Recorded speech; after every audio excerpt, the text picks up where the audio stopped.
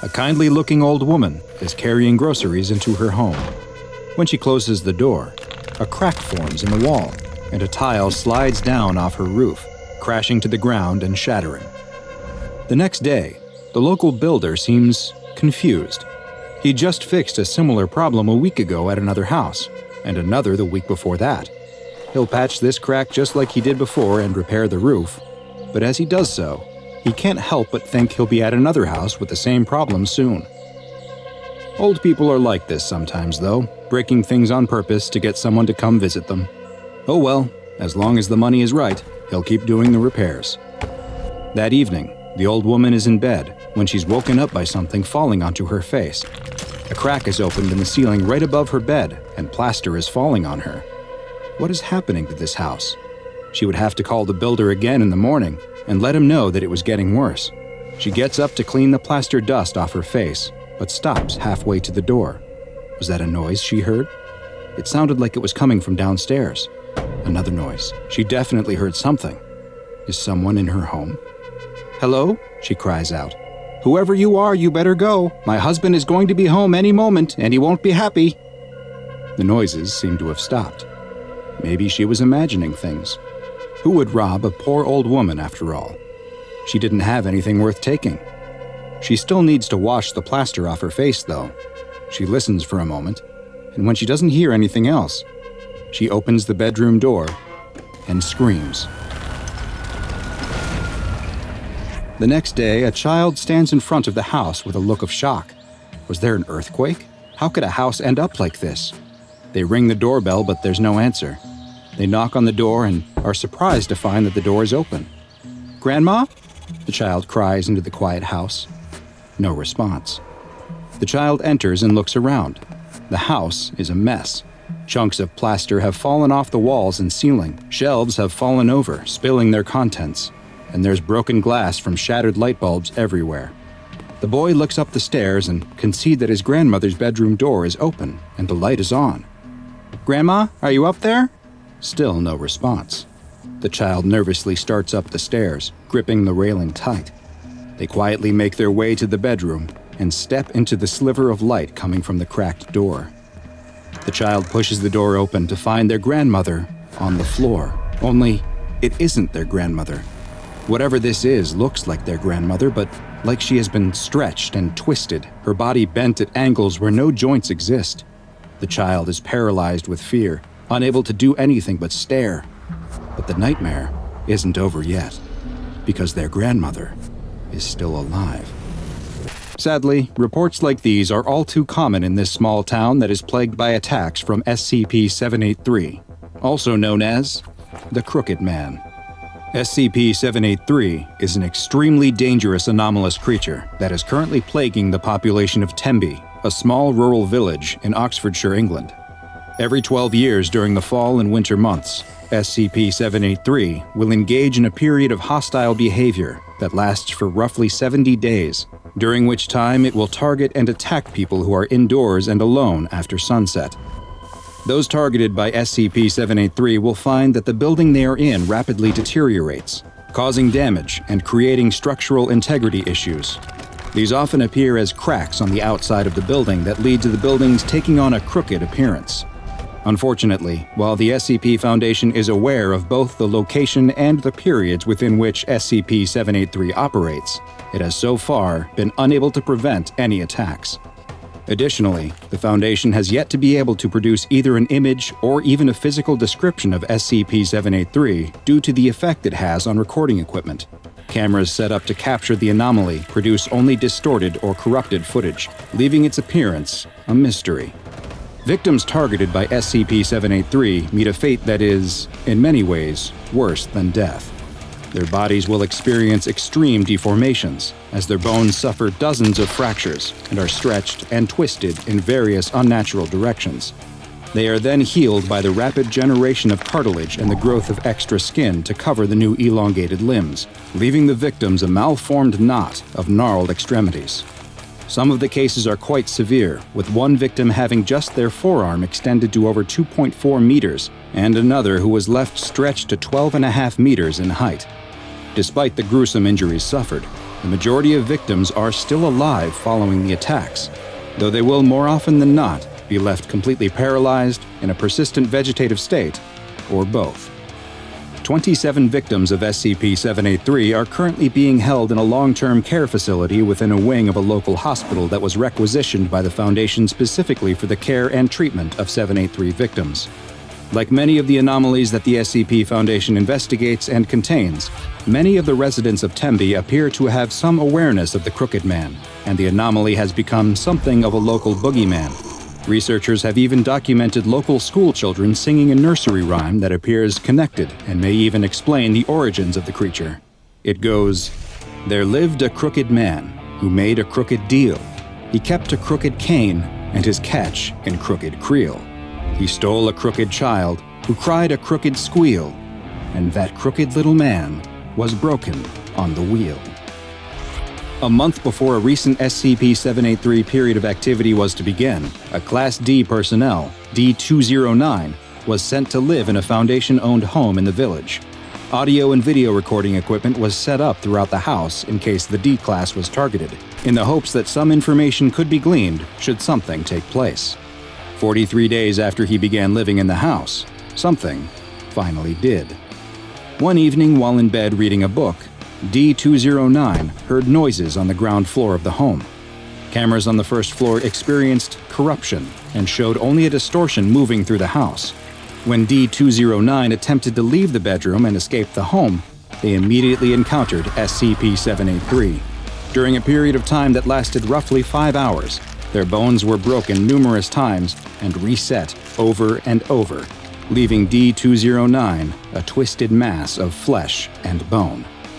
Strangely, at the exact same time that D-209 was being attacked, all 27 of the living prior SCP-783 victims in the hospital experienced violent seizures, despite most of them having been declared functionally brain dead and the rest being totally paralyzed. Also concurrent with the attack was a seismic event on the outskirts of town, and the details revealed by this event were both illuminating and extremely disturbing. Foundation personnel were dispatched to the site of the seismic activity to investigate and determine if it was connected to SCP-783 in any way. There, they found a small group of angry townspeople, perhaps frustrated by seemingly unending paranormal events in their town and the lack of progress that had been made to stop them. After a tense standoff, SCP Agent Collins fired her service weapon into the air, and the crowd quickly scattered. Now, free of distraction, the agents could begin their investigation in earnest. They immediately spotted several objects sticking out of the earth. Upon closer inspection, these were identified as elongated human toes. A dig team was sent to the site, and by the next day, a mass grave had been uncovered that was filled with a twisted mass of what appeared to be victims of SCP-783. Their mutated and drawn-out bodies were well preserved despite being buried directly in the ground, and had all been buried head down, with their arms extending deeper into the burial pit. As one researcher was attempting to take a tissue sample from one of the bodies, the ground beneath him gave way and he fell into the pit. He landed on the tangled mass of limbs which shifted under his weight, and he disappeared into the pit beneath them. Agent Collins immediately found a length of rope, tied it to her waist, and climbed into the pit with instructions to the on-site team to pull her back up when she signaled. Agent Collins descended into the pit beneath the bodies, and after several minutes, she was extracted, though without the missing researcher. At debriefing, she described how she found an anomalous location under the ground beneath 783's victims' corpses, and she was so rattled by what she saw that she was granted a temporary leave of absence. The Foundation had to know more, and a D-Class personnel was quickly selected for exploration of the underground anomaly. D-2172 was equipped with audio and video recording equipment, along with several scientific measurement tools, as well as a firearm, and was lowered down into the pit via crane. Their wired tether to the surface would both send the information they collected back, as well as serve as their lifeline to the surface. As D-2172 was lowered past the mass of corpses into the darkness, they experienced a sense of vertigo, before it was realized that the anomalous effects extended to gravity as well, which had become reversed, and that they would need to start climbing up in order to descend further into the pit. They soon climbed out of the hole surrounded by the reaching, extended arms of corpses, and emerged into an open world with an overcast sky. It looked exactly like the town of Tembe, with the same buildings present there as in our world. The world appeared to be uninhabited, though, with no sign of the missing SCP Foundation researcher. D2172 began investigating the buildings and found them all to be empty as well, though they did unfortunately find signs of a struggle in one house, with what looked to be evidence of the missing researcher's demise. They continued exploring the area and found that the anomalous properties of the location extended to its borders too. And as the D-Class walked north out of the town, after several kilometers, they found that they were now somehow back at the southern edge of the town. D2172 was ordered to return to the entry point, but as they walked, they were suddenly impeded by the deformed body of an SCP-783 victim that stretched across the road in front of them. D2172 drew and fired their weapon at the entity, but it didn't react, and they were forced to retreat into the nearby woods. After several minutes, they stopped to rest when they spotted something else. In the distance, the D-Class saw what looked to be a giant white birch tree, and it was coming towards them. As the living tree approached, it became clear that it wasn't a tree at all. What looked like branches were extended bony fingers that it was using to walk. The long branch-like fingers were coming out of the top of the tree, where D2172 could see their origin. These branches were the elongated fingers of the missing SCP Foundation researcher. D2172 turned to run as the giant living tree chased them back into the town, firing their weapon at the creature whenever they had the chance, but was unable to stop it. The visual feed was soon lost as the audio continued to broadcast the screams of D2172. But this wasn't the end of the expedition. The on-site team was surprised to witness after several hours that the tether was pulled on twice, the signal that it should be reeled in.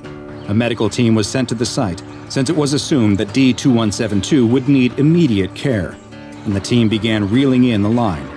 After several minutes, they spotted the harness that should have been strapped to D2172, but with nothing in it. They continued to pull, but the harness became stuck on the mass of corpses in the pit. They then noticed that it wasn't actually stuck. There was a hand holding onto the harness for dear life. It was D2172's hand. The team kept pulling as D2172's arm kept stretching out of the pit to a length of over 3 meters. But eventually, the resistance became too much. D2172 lost its grip, and it was seen sinking back into the mass of corpses inside the pit. Following this expedition, it was determined that only special operations teams and mobile task forces would be used to explore the dangerous anomalous location in the future. At least 3 such expeditions have been undertaken, though the details remain classified for the time being, and perhaps it is for the best if they remain so. The SCP Foundation will continue to monitor the town of Tembe in an attempt to learn more about SCP-783 and hopefully discover a means to contain it and its related phenomena. Due to the difficulty in containing the anomaly, it has been classified as Keter, and a local building adjacent to the Tembe Hospital has been requisitioned and designated as Provisional Site 5 in order to accommodate the increased Foundation presence. As the SCP Foundation continues to research this mysterious and highly dangerous anomaly, any victims of SCP-783 are to be retrieved, their injuries cataloged, and then their bodies are to be incinerated. The guerrilla soldiers fire their rifles blindly into the jungle. They don't know what exactly they're shooting at, but something is out there among the trees, something they can't see, something that's killing them. One of the young soldiers, barely more than a boy, stops to reload. As he pulls the magazine from his rifle, a blur passes by. The soldier next to him suddenly drops to his knees, clutching his neck, blood pouring out between his fingers. A hand grasps the boy's shoulder, and he spins around, nearly opening fire on his commander. The older man tells him they've got to go, and the boy joins a small group of soldiers who start running through the jungle, trying to get away from whatever this thing is. As they run, there's another flash of movement, and one of the soldiers is pulled into the trees. He can hear his screams mixed with the otherworldly shrieks, but there's nothing they can do. It's already too late for him. Another soldier disappears into the trees with a blur. It's just him and the commander now. They emerge from the jungle into a clearing that contains a small abandoned farm. The commander motions for them to head towards the old farmhouse, and the two take cover around the corner of the home. They crouch with their guns ready, peeking around the corner, looking for any sign of the monster that's killed so many of their comrades. The boy wants to know what they should do. He opens his mouth to ask the commander, but he puts a finger to his lips and motions for the boy to keep watching. The boy peeks around the corner of the house, but he doesn't see anything emerging from the tree line. It's quiet, until the commander begins to scream. The boy turns to see a point forming on his chest. It's a black circle. No, not black, something darker.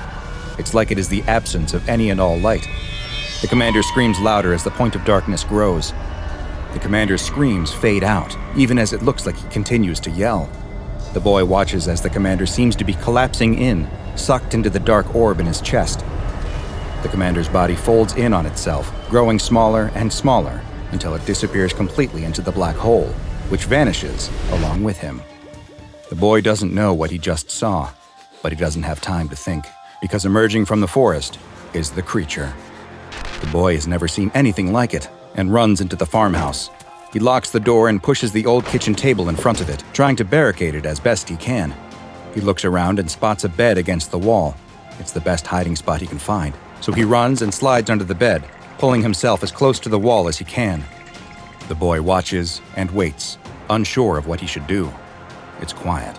There's no more screaming of soldiers being killed or any more of those guttural animal-like squeals. Maybe it decided to go back to wherever it came from. The boy doesn't dare come out from under the bed, though. As he watches the door, waiting for something to burst through, he sees something else. Another of those black points appears in the middle of the room. It looks like it bends the light around it, distorting the room nearby. The boy watches from under the bed as out of the point, a thin black limb emerges. First one, then another. He can see its strange pointed legs with no feet standing just in front of the bed now.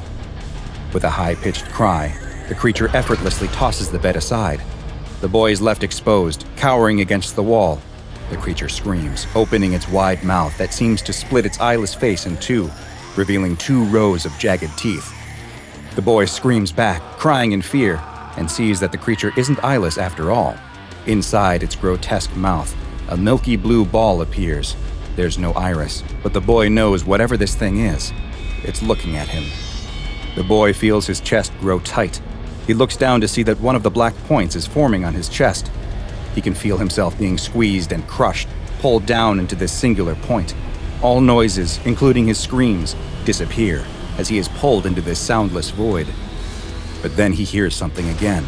He looks up to see that the creature is being riddled with bullets. It turns to escape and bursts through the wall of the farmhouse. The dark orb on the boy vanishes, and he sees, standing in the doorway, his friend and savior. He clutches his bleeding throat with one hand, holding his rifle in the other. The boy rushes to him as he collapses to the floor. Blood is pouring out of his neck, and he can no longer speak. But he dies knowing he saved his young friend. The boy starts to feel very tired, and he sits down next to his dead hero. He's all alone now, his entire group of freedom fighters now wiped out by this demon. The boy feels nauseous and dizzy. He coughs into his hand and looks down to see that it's covered in his own blood. A group of boys run down a jungle path, laughing and playing, when they suddenly stop and grow quiet. There's something up ahead of them. It's a man lying on the side of the road. The boys look scared, unsure if they should check it out. But then the smallest of all of them emerges from the group and bravely marches up to the man. Not wanting to let the youngest of their friends make them look like cowards, the rest of the boys soon follow. The man on the side of the road is moaning and looks to be in pain. As they get closer, they can see that he must have been in a terrible accident. His skin is gray, and it looks like his long, thin arms only have 3 fingers. What should they do? The small boy picks up a stick and reaches out with it to poke the man, not wanting to touch him with his own hands. But before he can, the man rolls over, opening his mouth with a horrible shriek to reveal the glassy blue eye inside as the boys turn and run, hands over their ears. Several weeks later, the small Guatemalan town holds a meeting. A crowd of people in the room are angrily yelling at the mayor, who stands at a podium, demanding answers from him about what happened to their dead or missing loved ones. A series of photos are hung on the wall behind the mayor in remembrance of those who have disappeared into the forest or mysteriously died from a rapid illness, including the brave young boy. One man shouts at the mayor, wanting to know where his daughter was. Another asks how her healthy husband could drop dead from an illness after being perfectly healthy only days before. The mayor tries to calm the frustrated townspeople, telling them that he knows there have been rumors of a demon out in the forest, but that's all they are, rumors. The mayor warns them, though, that something is out there, though he doesn't know what. There is an animal or man that is making people sick. It may also be hunting people. Neither he nor the police know exactly what is going on. But there is good news. A group of men have come to help them. The mayor points towards a stern-looking man in a military uniform who is standing with a small group of other soldiers and a scientist off to the side of the stage. The mayor explains that this man, General Machoy, is from America, and that he's going to help them. The crowd doesn't cheer in the way that the mayor seems to have expected, but they at least stop their yelling as the general steps to the podium and thanks the mayor for the introduction. The general looks over the crowd who are waiting and hungry for answers about the monster that's suddenly begun plaguing their town. He tells them that it is true that he's been sent here by the US government in order to investigate what's been happening and stop whatever threat is out there in the jungle by any means necessary. He can't promise that he'll be able to bring back any of their missing loved ones, but he can at least prevent whatever this is from taking any more.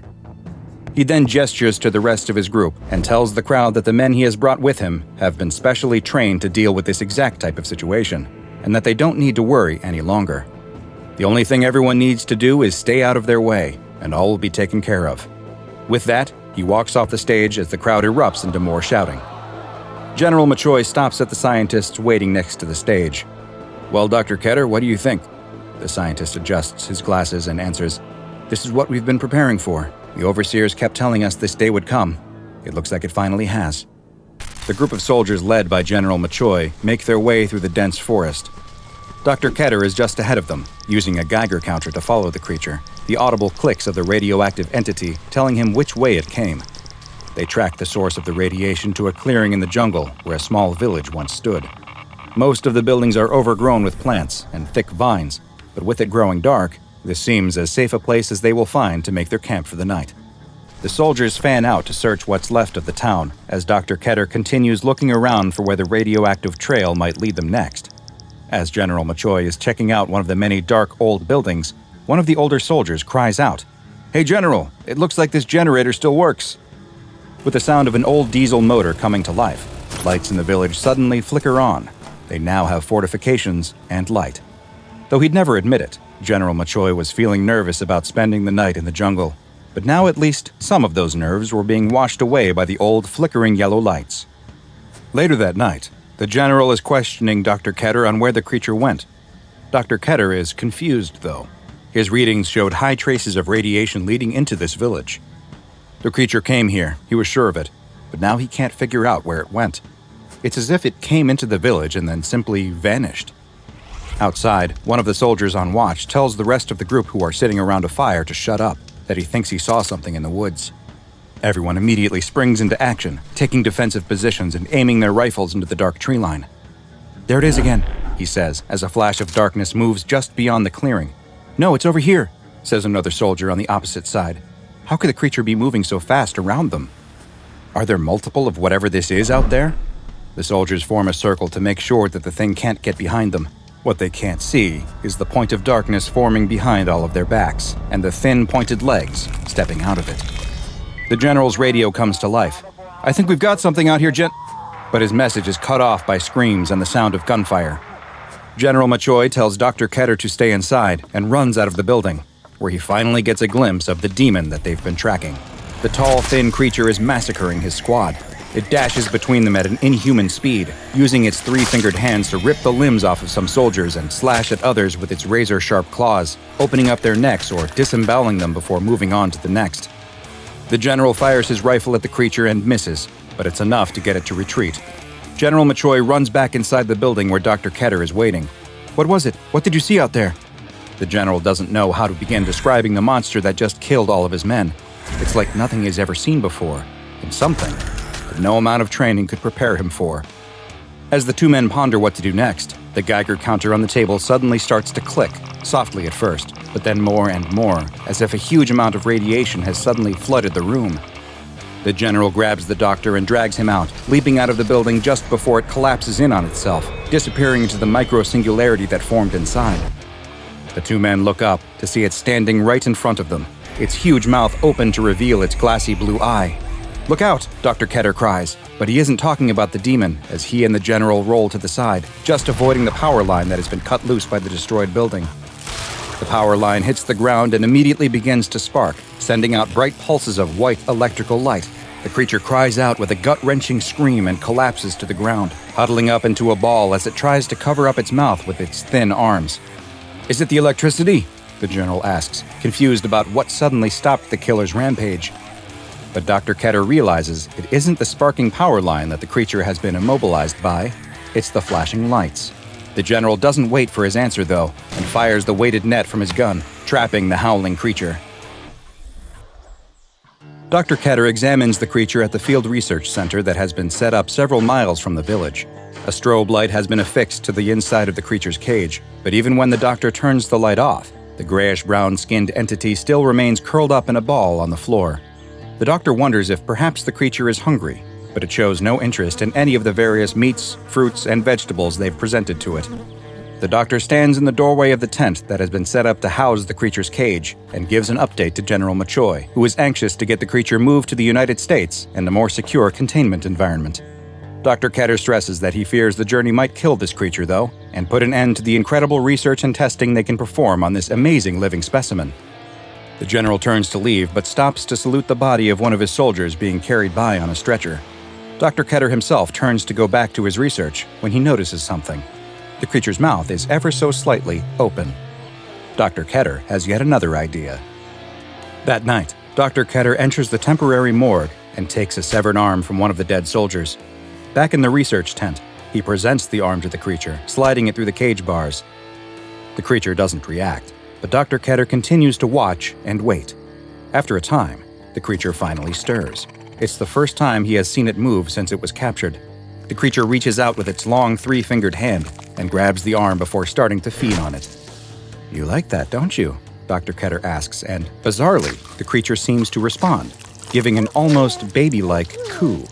"There's lots more of that if you behave. All I want is to study you, learn how you work." The creature continues to feed, starting to crunch on the bones now that all of the meat is gone. "Yes, I believe you'll be good," the doctor says as he approaches the cage. "You're going to make me world famous. Soon, everyone will know the name Herman Ketter." The creature's hand shoots out from between the bars so quickly he never even saw it. Dr. Ketter starts to scream as it grasps and claws at him. A soldier standing guard outside runs in, but a black point of light immediately appears on his torso, causing him to fold in on himself into the singularity. The creature drops the bloody Dr. Ketter to the floor, who reaches for the emergency strobe light activation button as another singularity opens up inside of the cage. The creature appears to willfully step into it before emerging out of another just outside of the bars. More soldiers rush into the tent in time to see the creature feeding on the still-living Dr. Ketter. One presses the button to activate the high-powered strobe lights, which cause the creature to start screaming and thrashing about, trying to escape the flashing lights. Multiple nets are fired onto the creature, pinning it to the ground as its screams slowly fade back to whimpers. On Overseer orders, the creature is moved to ADRX-19, a secure base located somewhere in North America. The site's director gives a presentation to a group and explains that thanks to the work of the late Dr. Ketter, they now know that the creature exhibits signs of fear and sickness when in the presence of strobing lights, and that it is unable to produce the microsingularities that it uses for defense and teleportation when it is in this sickened state. When healthy, though, the creature is extremely dangerous thanks to its superhuman speed, strength, and cunning. It was also discovered that it is unable to teleport through lead, which its new containment cell has been lined with, and extreme security procedures have been implemented, including the installation of a reinforced steel blast door and constant patrols of the outside of the cell by armed guards who are equipped with high-powered strobe lights. The site director leaves the room and the overseers discuss the fate of the creature, which has been given the designation number 86243AR-001, though most have taken to calling it simply 001. One of the overseers argues that the creature must be secured and contained in order to protect humanity. Who knows how many more of these might be out there? They now know that the rumors of these types of entities aren't merely isolated events, and that there could be countless more of these anomalies, hundreds, maybe even thousands. The rest of the overseers unanimously agree. One of them picks up the report that was left behind by the site director. "Redact this report immediately and start a new document archive. This is only the prototype. I have the feeling there will be many more of these." 10, 9, 8. A mysterious, happy-sounding voice is counting down as a young man runs across a rotating beam. He is cut and bruised, leaving a trail of blood behind him as he struggles to reach the finish line. 7, 6, 5. He hops onto the final platform. As a spinning saw blade comes buzzing out of the wall, he drops to the floor, moments before it takes off his head. 4, 3, 2. He stands up and sprints towards the end of this nightmare competition. The man leaps through the air, his arm outstretched towards the buzzer. 1, 0. Time's up. The announcer cries a split second before the man slaps the final buzzer. The lights go out, and the announcer's voice suddenly changes. It loses its clown-like quality and takes on a much more sinister tone. Looks like no winners this time. Now it's time for your punishment. Hi, I'm DrBob, and this is SCP-024, also known as the Game Show of Death.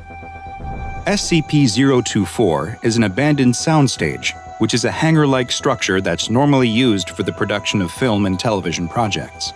This specific soundstage has been abandoned for a number of years, though it's not known at this time if the anomalous properties it demonstrates had manifested before or after its abandonment. The anomalous location was first discovered by a group of teenagers who had illegally broken into the compound on which the soundstage is located. Only one of the teenagers who entered the soundstage returned, and the report she made to local police detailing her experience was more than enough to tip off the SCP Foundation that something was amiss.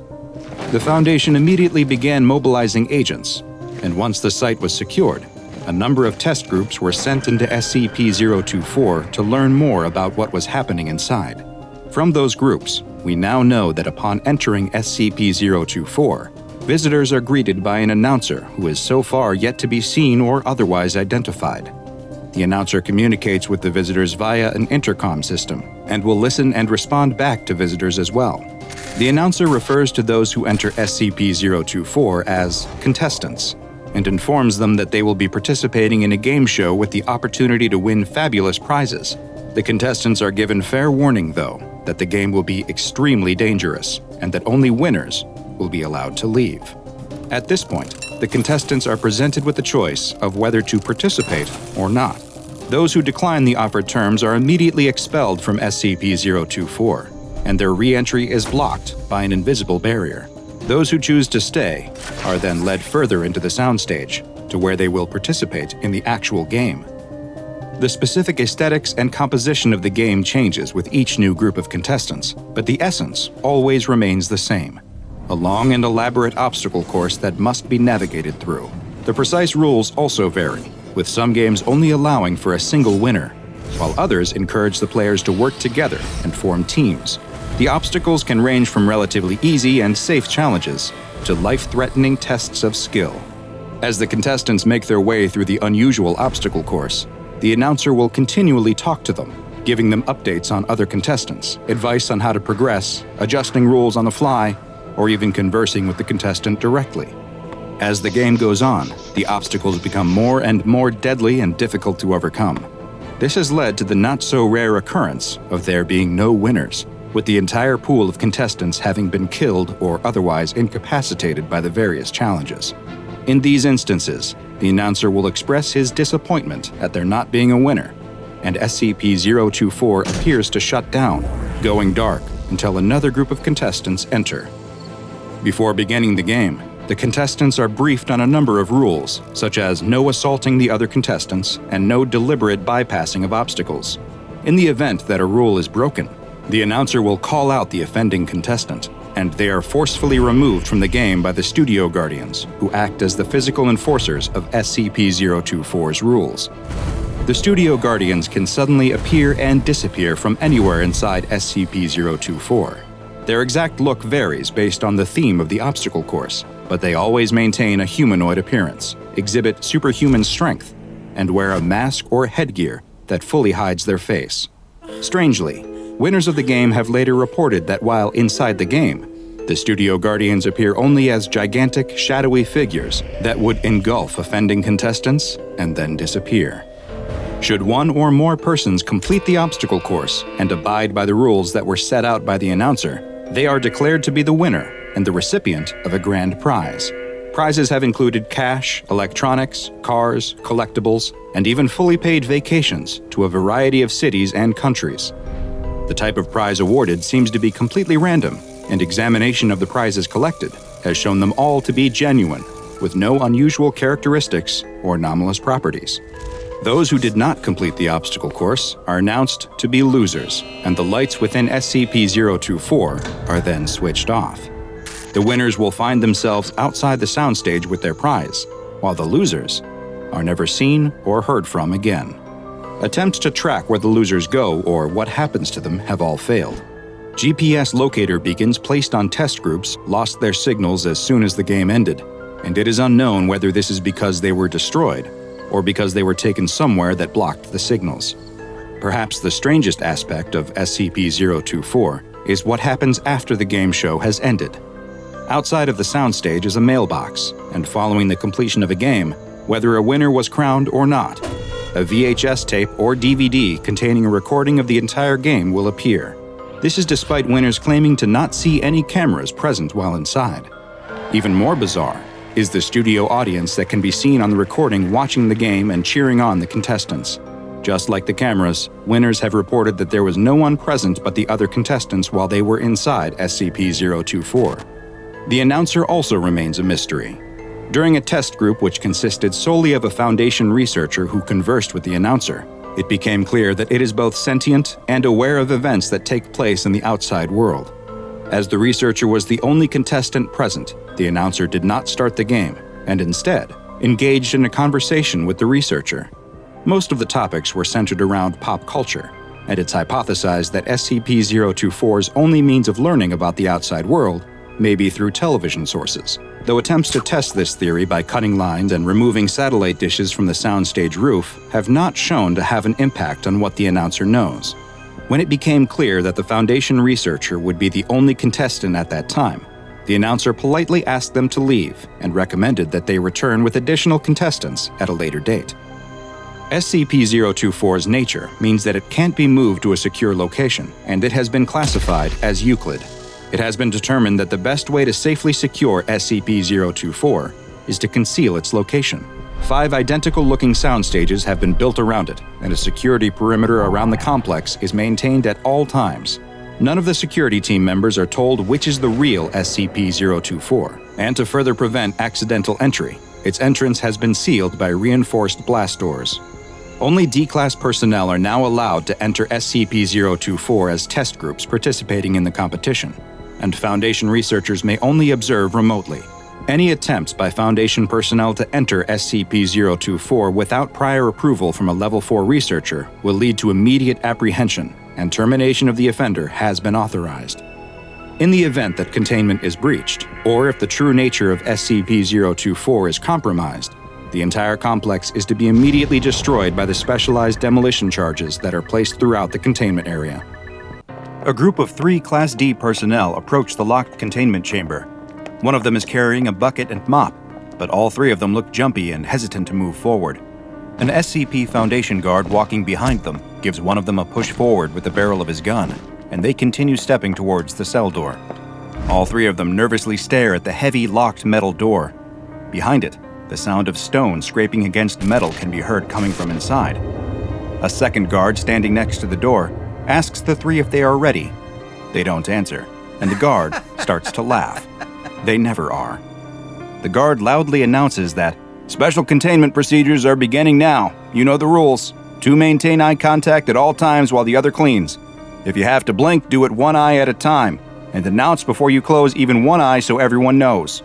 The guard turns and starts to enter a code into the keypad next to the door. Each of the D-classes take a couple hard, last blinks, taking the last opportunity they have to shut both of their eyes at the same time before they begin. With a loud hiss, the sealed chamber door unseals. "All right, eyes up," the guard commands. The door opens to reveal a small, dimly lit chamber. There are no furnishings, and much of the metal floor and walls are covered in a reddish-brown substance. And there in the corner is what they've heard stories and rumors about. The thing that has given them nightmares ever since they learned that they would have to enter its containment chamber, SCP-173. Or, as most of the staff in the SCP Foundation call it, the sculpture. It looks so unassuming in person. Just a crude, concrete figure with a stupid-looking spray-painted face, standing motionless in the corner. The 3 D-classes get another push from the guard behind them, and they enter the chamber. The 2 assigned to watch SCP-173 assume their position in the middle of the room, their eyes locked on the sculpture as the other starts cleaning the foul substance off the floor and walls. It smells terrible, like a mix of old blood and human waste. The 2 assigned to watch 173 pay no attention to the one cleaning, though. They follow protocol to a T, maintaining their vigil and announcing each time they are going to blink, even if it is only one eye. The 3rd one continues cleaning, trying his best to keep his own eyes locked on the sculpture as he attempts to mop around it without getting too close. D-5933 does his job and doesn't break eye contact with SCP-173. Even though it hasn't moved, he can feel the presence of the sculpture, something within it, just waiting for him to slip up, to let his eyes avert for just one split second. They say that's all it takes. You stop looking for even an instant, and it's all over. With all of the fear coursing through his veins, it is hard to maintain focus. All he can think about is how dry his eyes feel, and blinking them one at a time never seems to be enough. He wants so badly to shut his eyes, to end their itchy, dry feeling. But he can't. Even with another watcher, it's too risky. There's suddenly a loud crack, but D-5933 doesn't move his eyes away from 173. He can see in his periphery that the other D-class dropped his broom and instinctively looked down at it. Luckily for him, there were others watching. D-5933 shifts in place, taking a step back and bumps into something. He can't look at what it is, but he reaches behind him and feels that it's the other D-class watcher. But wait a minute, why is he facing the other way? "What are you doing? What's going on?" he asks, his eyes never leaving SCP-173. "What are you talking about?" the other D-class asks back. "You're facing the wrong way." "I'm facing the wrong way? You're facing the wrong way. We're supposed to be watching 173. What are you looking at?" "I am looking at 173. What are you looking at?" D-5933 doesn't know what's going on and starts to panic. The one cleaning is focused on his task, trying as hard as he can to quickly mop up an especially dirty corner of the cell. It's the worst sound D-5933 could have heard. "Achoo!" A sneeze, just inches behind his head, followed by the sound of bones being cracked, a scream that was cut off too short, and then a sick thud as a body dropped to the floor. D-5933 doesn't even have a chance to scream before a pair of concrete hands grab his neck and his own head is twisted around to see another identical-looking sculpture staring back at him. "Ladies and gentlemen of the O5 Council, we have a problem." A senior researcher is giving a presentation to a group who remain largely in the shadows, obscuring both their identities as well as their reactions to his horrendous news. SCP-173, through means which we have not yet been able to determine, has multiplied. There's no reaction from any of the 13 figures seated around the large, curved table. The researcher in charge of SCP-173 waits for a response, anything at all, but after receiving none, he clears his throat and continues. "We gave each of the new instances their own designation, SCP-173-1 and SCP-173-2. 2 of the D-Class on observation duty during their regular cleaning of 173's cell were killed. The 3rd was able to keep them both in his line of sight until they could be recontained and moved into separate cells." Again, no reaction from the shadows. But as you know, this wasn't the end of it. At some point, the instances of SCP-173 multiplied again, each splitting to form yet another instance. SCP-173-1 through 4 are all contained separately, but we don't know if or when another split will occur. The senior researcher waits, but no one on the O5 Council speaks or moves until the one seated in the very middle slides a piece of paper across the table in front of him. The senior researcher looks confused. He looks to the mobile task force guard stationed near the door, but he too remains expressionless, eyes locked straight ahead. The researcher, unsure of what else to do, steps away from the lectern and walks towards the table. He picks up the piece of paper and reads it. Object class, upgrade from Euclid to Keter. Orders, continue observation. The senior researcher nods in agreement, thanks the O5 Council for their time, and leaves the room. Lights flash and siren blare in the halls of Site-19. It's a containment breach. Facility staff, researchers, and site guards all run down the hall screaming, trying desperately to get away. There's no hope for any of them, though. In a flash, SCP-173 instances appear behind them, snapping their necks and dropping them to the floor before moving on to their next victim. There must be dozens of them, Even as a guard tries to keep their eyes on one instance, preventing it from moving, another appears behind them. The staff of Site-19 flee for their lives, screaming for someone, anyone to help them. The senior researcher presses pause on the video. The terrified face of the senior researcher who gave the last presentation is frozen on the screen.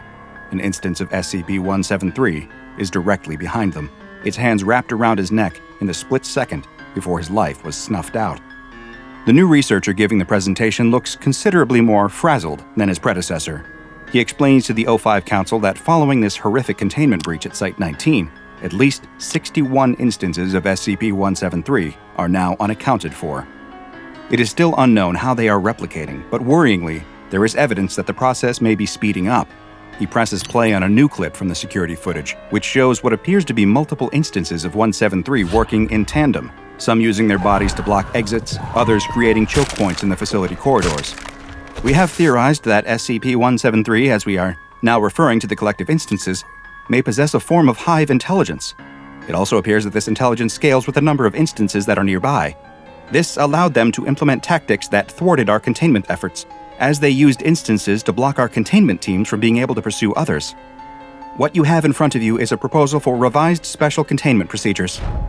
What I recommend may sound drastic, but it's what I truly believe is the only way to contain this threat.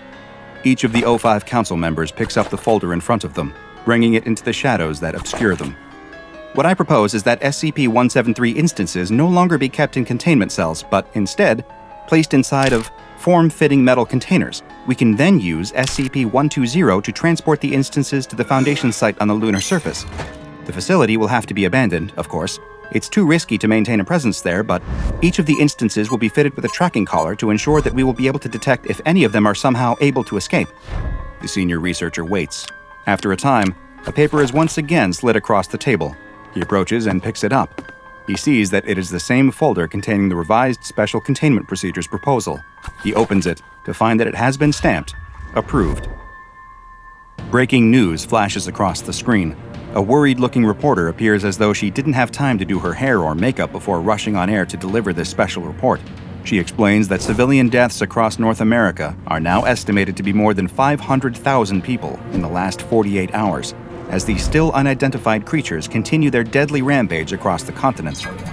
It is unknown how many of them there may be, but the number of sightings has led some to estimate that there may be hundreds, if not thousands or even tens of thousands of these living, neck-snapping sculptures. The reporter explains that rumors are circulating that the creature can be stopped by maintaining eye contact with it, but that this has yet to be confirmed. There is still no official word from the White House or from any members of Congress, and their current location and status are unknown, following reports that most of Washington, D.C. was overrun by the creatures earlier that day. The reporter suddenly stops speaking, and a terrified look comes over her face. Her eyes locked on something just off-screen. The camera pans over to show an instance of SCP-173 standing over a dead cameraman. There's a scream, and the camera goes back to the reporter, who now lies dead on her desk, her head twisted 180 degrees, before there's another sound of bones breaking and the feed goes dead. A woman in an SCP researcher coat sits at a computer terminal in a secure bunker, a large, jeweled medallion around her neck. Personal log of Dr. Bright. From the little news I've been able to gather, it sounds like SCP-173 has besieged and destroyed 4 Foundation facilities pretty much simultaneously in the last 24 hours. Each instance shows the same strength as the original, and thousands of them working together are capable of ripping open concrete bunkers and compromising foot-thick steel doors. I alone have been killed 37 times in the last week. They can smell me, somehow, regardless of what body I'm in. The majority decision of the remaining O5s is that this is an XK-class end-of-the-world scenario unfolding, and they're gonna deal with the problem, or else the Russians are. They're evacuating this base, which means there won't be a single Foundation scientist anywhere in the New World. They say they're gonna try to evacuate the surviving civilians, but I doubt it. There can't be more than a couple hundred people in all of North America anyway. I managed to make it down to a secure bunker, but who knows how long it will be until they're able to get in. I don't think there's any chance I can get out either. I'm running out of food, and I'm not sure which will get me first. Hunger, the sculptures, or what I know the O5s will inevitably do. Dr. Bright closes the computer terminal and sits back in her chair. She looks up at the ceiling of the bunker where the sound of concrete scratching against metal can be heard through the thick walls. A sullen and tired-looking researcher steps out of a room in the makeshift Foundation site that has been established just outside of Amsterdam in the Netherlands. He's holding a piece of paper and closes the door behind him, which has had O5 Council authorized entry only hastily painted on the outside. A small group of Foundation staff are waiting for him. They've gathered to hear what the overseers have decided to do in the face of this world-ending disaster. The researcher looks around at his colleagues' faces, and as they make eye contact, any hope they had is quickly replaced by the bad news they know is coming. He begins to read. Revised Special Containment Procedures. Containment Zone X1, formerly North and South America, is to be denied access. Following saturation nuclear bombing, the number of SCP-173 instances has been reduced. All available Foundation resources are to be redirected to monitoring the ocean to ensure the integrity of Containment Zone X1. Foundation adjuncts from national navies are to perform around-the-clock patrols and sonar sweeps. Detected instances are to be contained and removed to SCP-120 for transport to the lunar containment site. That's it? One of the staff members asks. That's it, the researcher replies. Several of those present begin to cry. There's nothing more they can do. Their homes, their friends, their families, all of them are gone, killed either by the neck-wrenching sculptures or in the heat of a nuclear blast. Why? Why did they have to do it? One of the other staff, who appears to be a former site guard, asks. That's all we could do, another argues. There's much disagreement in the small crowd.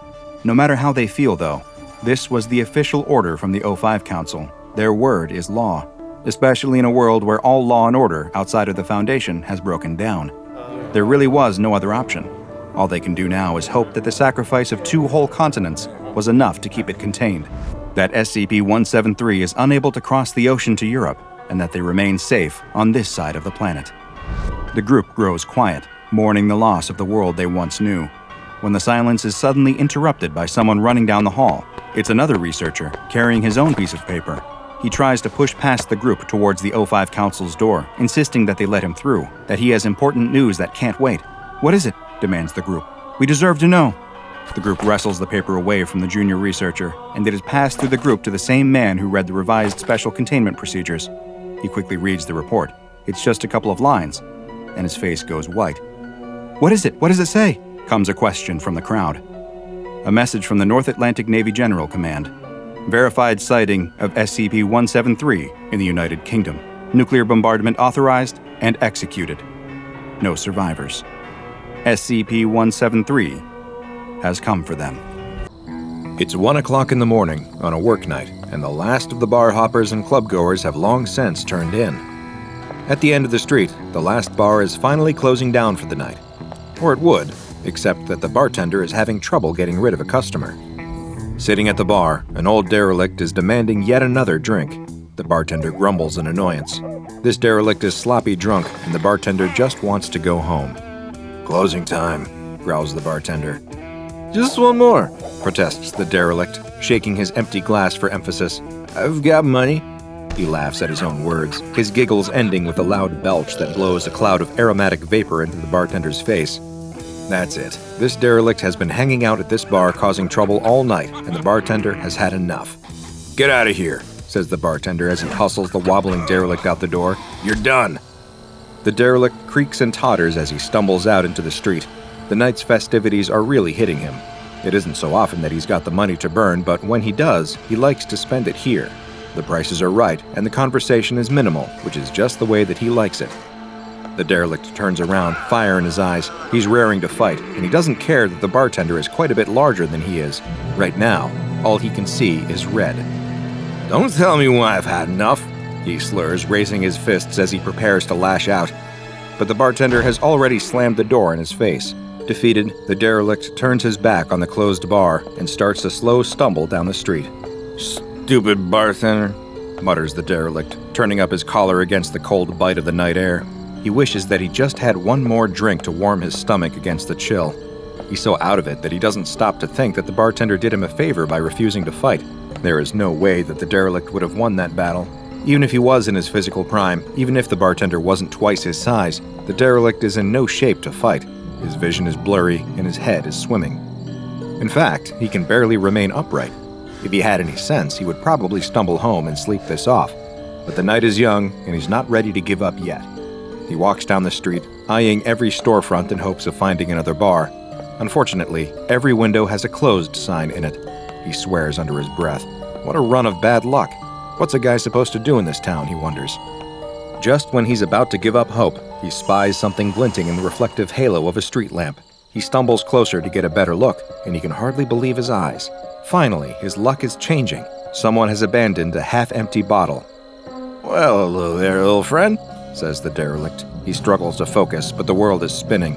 In his confusion, he could swear he's seeing things. But no, he can feel the heft of the glass bottle in his hand, and he knows that it is as real as he is. "Who left you behind? Who would leave a perfectly good bottle just sitting out here?" He recognizes this brand. There's only about 3 fingers of liquid left, but that's better than nothing. Some people might balk at drinking out of a random bottle that you found on the street, but the derelict doesn't give it a second thought. He tips the bottle back and slurps it all down. It burns going down, just as it should, he thinks. He sighs in contentment as he feels the harsh liquid warm his stomach. Perfect. That really hit the spot. But what happens next surprises him so much that he can't believe his eyes. There's still liquid in the bottle. He blinks, wondering if maybe his adult brain is playing tricks on him, but he shakes the bottle cautiously and is rewarded with a telltale swish of liquid. That's no illusion. He takes another swig, guzzling it down. Normally, he'd drop the bottle to the ground and stumble on, but something makes him pause. He maintains his grip on the bottleneck and raises it again to take another look. And sure enough, there's still more left in the bottle. The derelict cannot believe his luck. He feels like he must have won the lottery. He's found a never-ending bottle. Already his mind is reeling with possibilities. "That bartender really thinks he's so smart," he mutters to himself as he weaves unsteadily. "But I don't need him anymore. See if I ever go to this stupid bar again. He just lost his best customer. Now that I have you, little bottle, I don't ever need to pay for drinks ever again." "It's the best day of my life," crows the derelict, raising his arms in triumph. He's barely able to stagger back to his home, a seedy apartment on the bad side of town, before he passes out on the floor. The morning sun rouses the slumbering derelict, and he rises with a groan. His whole body aches, and his mouth feels dry and parched. That's par for the course after a night of drinking. But somehow this hangover feels different. He puts that thought out of his mind as his mind returns to the strange, never-empty bottle that he discovered the night before.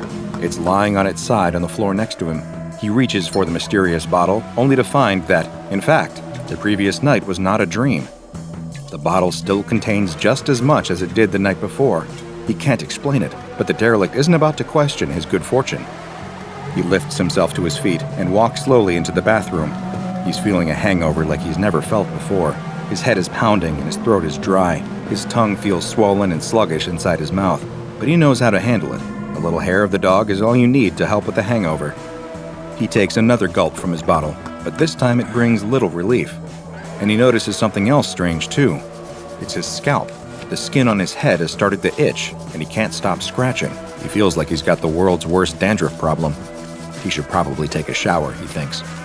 He strips down and steps into the tub, turning the hot water on full blast and letting it wash over him. The shower only brings him temporary relief. Afterward, as he dries himself off, the towels feel rough and abrasive against his skin. His skin comes off in big, flaky patches, and his nails leave red trails in their wake. What's that?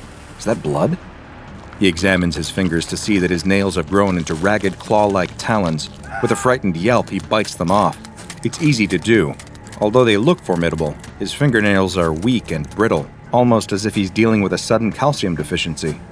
What could be wrong with him? He remembers all the warnings he heard back in school when they used to march everyone into assembly to listen to lectures from the local police. At the time, he scoffed at the long lists of scary-sounding consequences of a lifetime of drinking, but now, he's not so sure. "It's probably nothing," he says as he examines himself in the bathroom mirror. His skin looks blotchy and infected. It doesn't take long before his hair and nails are out of control. His hair grows down to his shoulders, but comes out in big, ragged clumps if he runs his fingers through it. His claw-like fingernails are constantly breaking and cracking until his fingertips are bloody, and his quick is itchy and infected. If his habits had left him looking worse for wear before, he really looks awful now. For the next week, he barely leaves the apartment. He pulls the curtains and keeps the lights off, afraid that someone might see him. When the landlord bangs on the door, shouting that rent is late and demanding that the derelict hand over the money, he doesn't answer. He waits. The landlord gives up for now. That's good, thinks the derelict. It will give him time to think, time to figure out what to do about his disease. He knows that something is not right. Many of the local bartenders are, by now, probably wondering where he's gone. It's not like the derelict to stay away. He's practically kept the bar industry in this town afloat all by himself.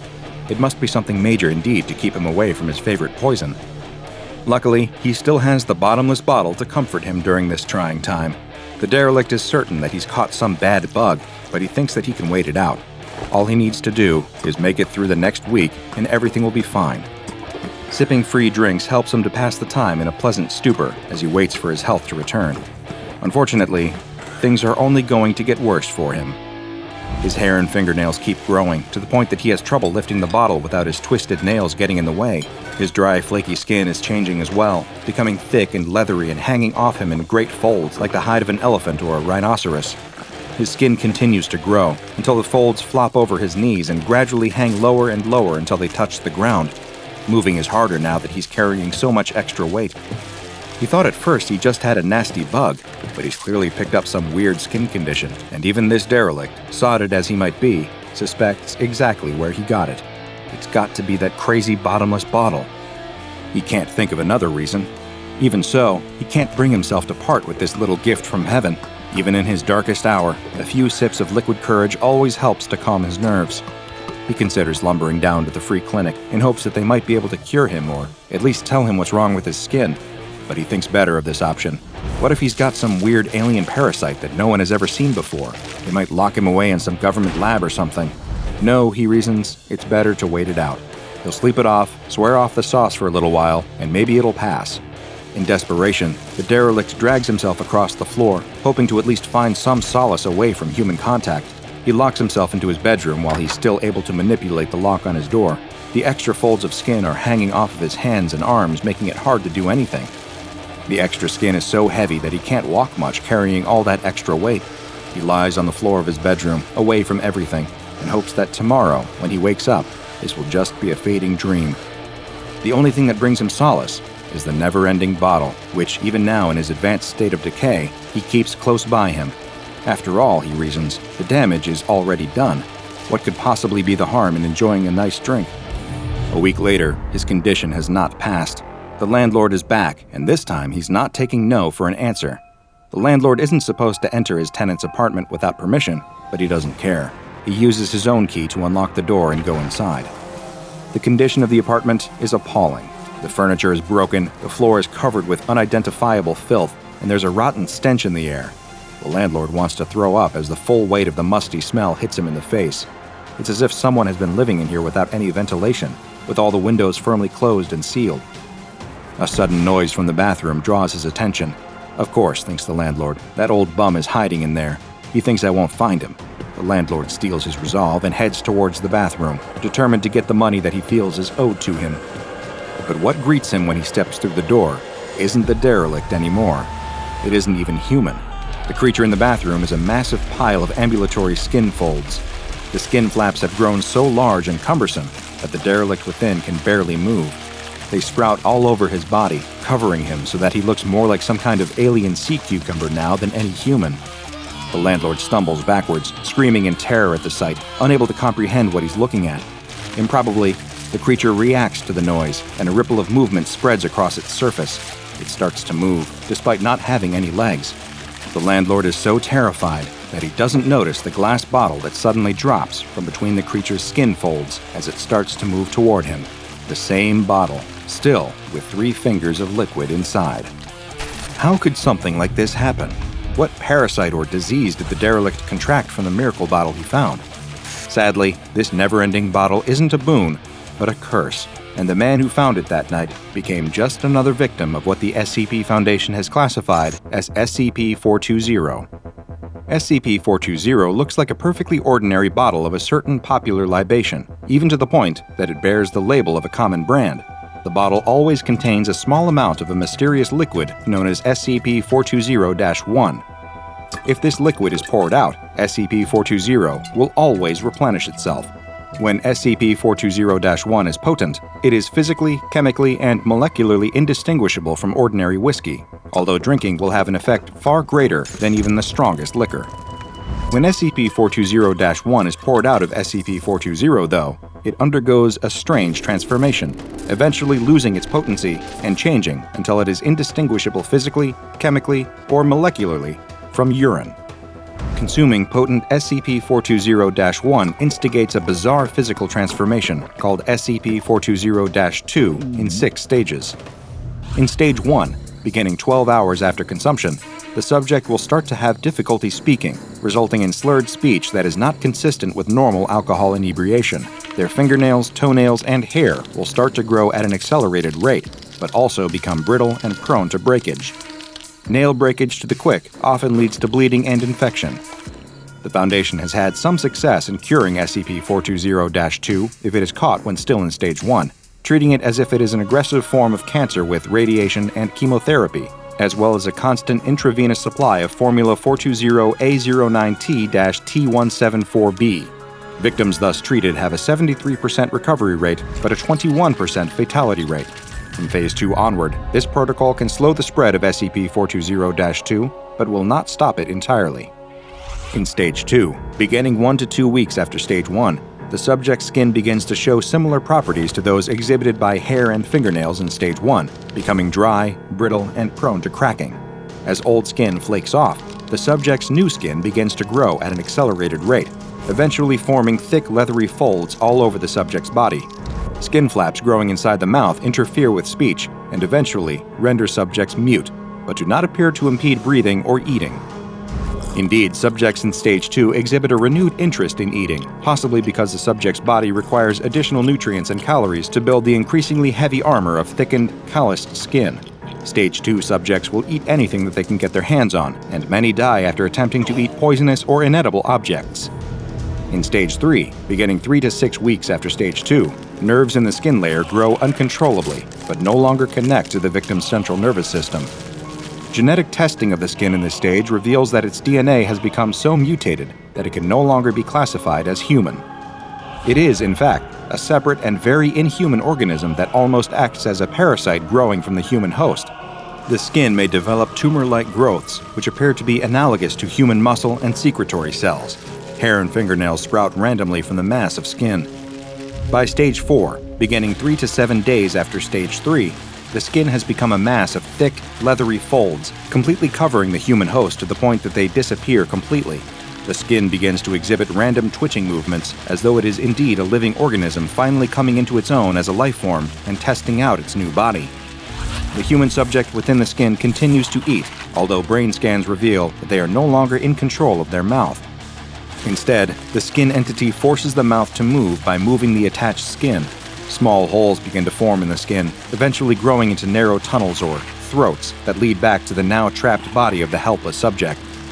The subject is still consumed with a ravenous hunger and will eat anything that they can get in their mouth. In Stage 5, beginning 1 to 2 days after Stage 4, the skin begins to move in patterns indicating rudimentary intelligence. The skin, although still attached to the original subject, is now completely and distinctly non-human. It is its own organism. It can move of its own accord, dragging the trapped host along for the ride, and it moves and feeds much in the manner of an extremely large amoeba. It feeds by excreting a digestive enzyme onto foodstuffs and then enveloping the nutrients with its skin folds, again like an amoeba surrounding its food. The food is taken into the throats. These tunnels connecting the outside of the skin to the now completely subsumed host are now directly connected to the host's circulatory system and function as additional mouths. They can consume nutrients which are moved down their length by bristly hairs and further broken down by grinding keratinous plates before being taken into the host's body. Most hosts will remain in Stage 5 indefinitely, although there still remains a much more dangerous Stage 6 yet to come. At this time, it's unknown what factor triggers SCP-420-2 to develop into Stage 6. Little information about Stage 6 is available at this time, although it is known that it involves even more accelerated skin and keratin growth, resulting in a sudden increase in size and mass. Perhaps the most terrifying part of the entire transformation is that the host remains alive for the duration of the process, and sometimes even after SCP-420-2 has settled comfortably into its new life at Stage 5. Mercifully, most hosts will have completely succumbed to insanity by this point, although some are shown by brain scans to still be self-aware and quite calm. perhaps fading into a Zen-like state as they accept the inevitability of their fate. SCP-420 is contained in a storage locker at an undisclosed site maintained by the Foundation, and it is only to be removed from this locker by SCP staff with Level 3 clearance or higher. It has been given the Safe class because, despite the horrifying nature of its effects, at least it doesn't move anywhere. Samples of SCP-420-1 not in use by testing should be stored in the container marked SCP-420-1 Decon in Locker 1014-420 until they lose potency, at which time they can be disposed of as biohazardous liquid waste. Victims infected with SCP-420-2 are not contagious and should be contained in standard solitary D-Class secure confinement. On reaching Phase 3, subjects should receive double rations. Due to the extreme danger of Phase 6, any subjects who reach Phase 4 should be closely monitored for signs that the condition may be advancing further, in which case they are to be immediately destroyed by incineration. Knowing the fate that befalls victims of SCP-420 should make anyone think twice about drinking out of a random bottle that you just found in the street, though personally, I think that's just common sense. A young man tosses and turns in bed. He adjusts his pillow and tries sleeping on his back, his side, his stomach, but nothing works. He rolls over to check the time. 3 a.m. This is the third night in a row he hasn't been able to fall asleep. He feels tired. He wants to sleep. But every time he closes his eyes and sleep starts to creep in, something happens. And suddenly, he's wide awake again. It's as if someone keeps flipping a switch in his brain to awake, and there's nothing he can do to stop it. It's affecting everything in his life.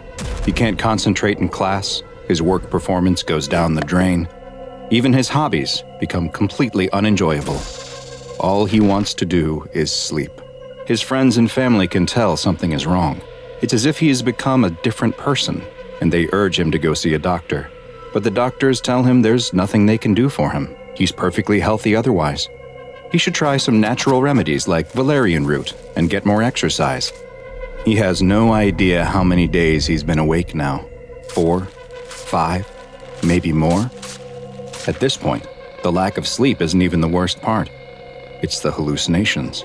Sometimes they're just a shadow dancing outside of his vision, but others are incredibly vivid, feeling more real than his now dreary life does. He had to stop going to work and class entirely since he can't concentrate for more than a couple of seconds at a time. His friends don't want anything to do with him, and who can blame them? He has uncontrollable mood swings and lashes out for no reason. He's tried every sleep remedy there is. He took the doctor's advice and exercised as hard as he ever has. But with never being able to sleep, he has no energy left. He's becoming a living zombie. He gets up out of bed but loses his balance and collapses to the floor. He tries to get up, but he can't. He'll just lie there for a while. He starts to drift away, and he readies himself for the jolt that always wakes him back up. But this time, it doesn't come. The wave of sleep that starts to wash over him feels different this time, though. It's heavier, more peaceful, and more permanent. Hi, I'm Dr. Bob, and this is SCP-966, also known as Sleep Killer. SCP-966 is the designation that the SCP Foundation has given to a creature that belongs to a group of anomalous predatory beasts, standing 1.4 to 1.6 meters tall and weighing roughly 30 kilograms. These hairless humanoids have an elongated face, a mouth full of pointed needle-like teeth, and each of their hands has 5 razor-sharp claws that can be up to 20 centimeters in length. Though unlike humans and apes, they are digitigrade, meaning that they walk using only their toes. But you won't be able to see the horrible visage of SCP-966 under normal circumstances, as they are only visible under very specific lighting conditions.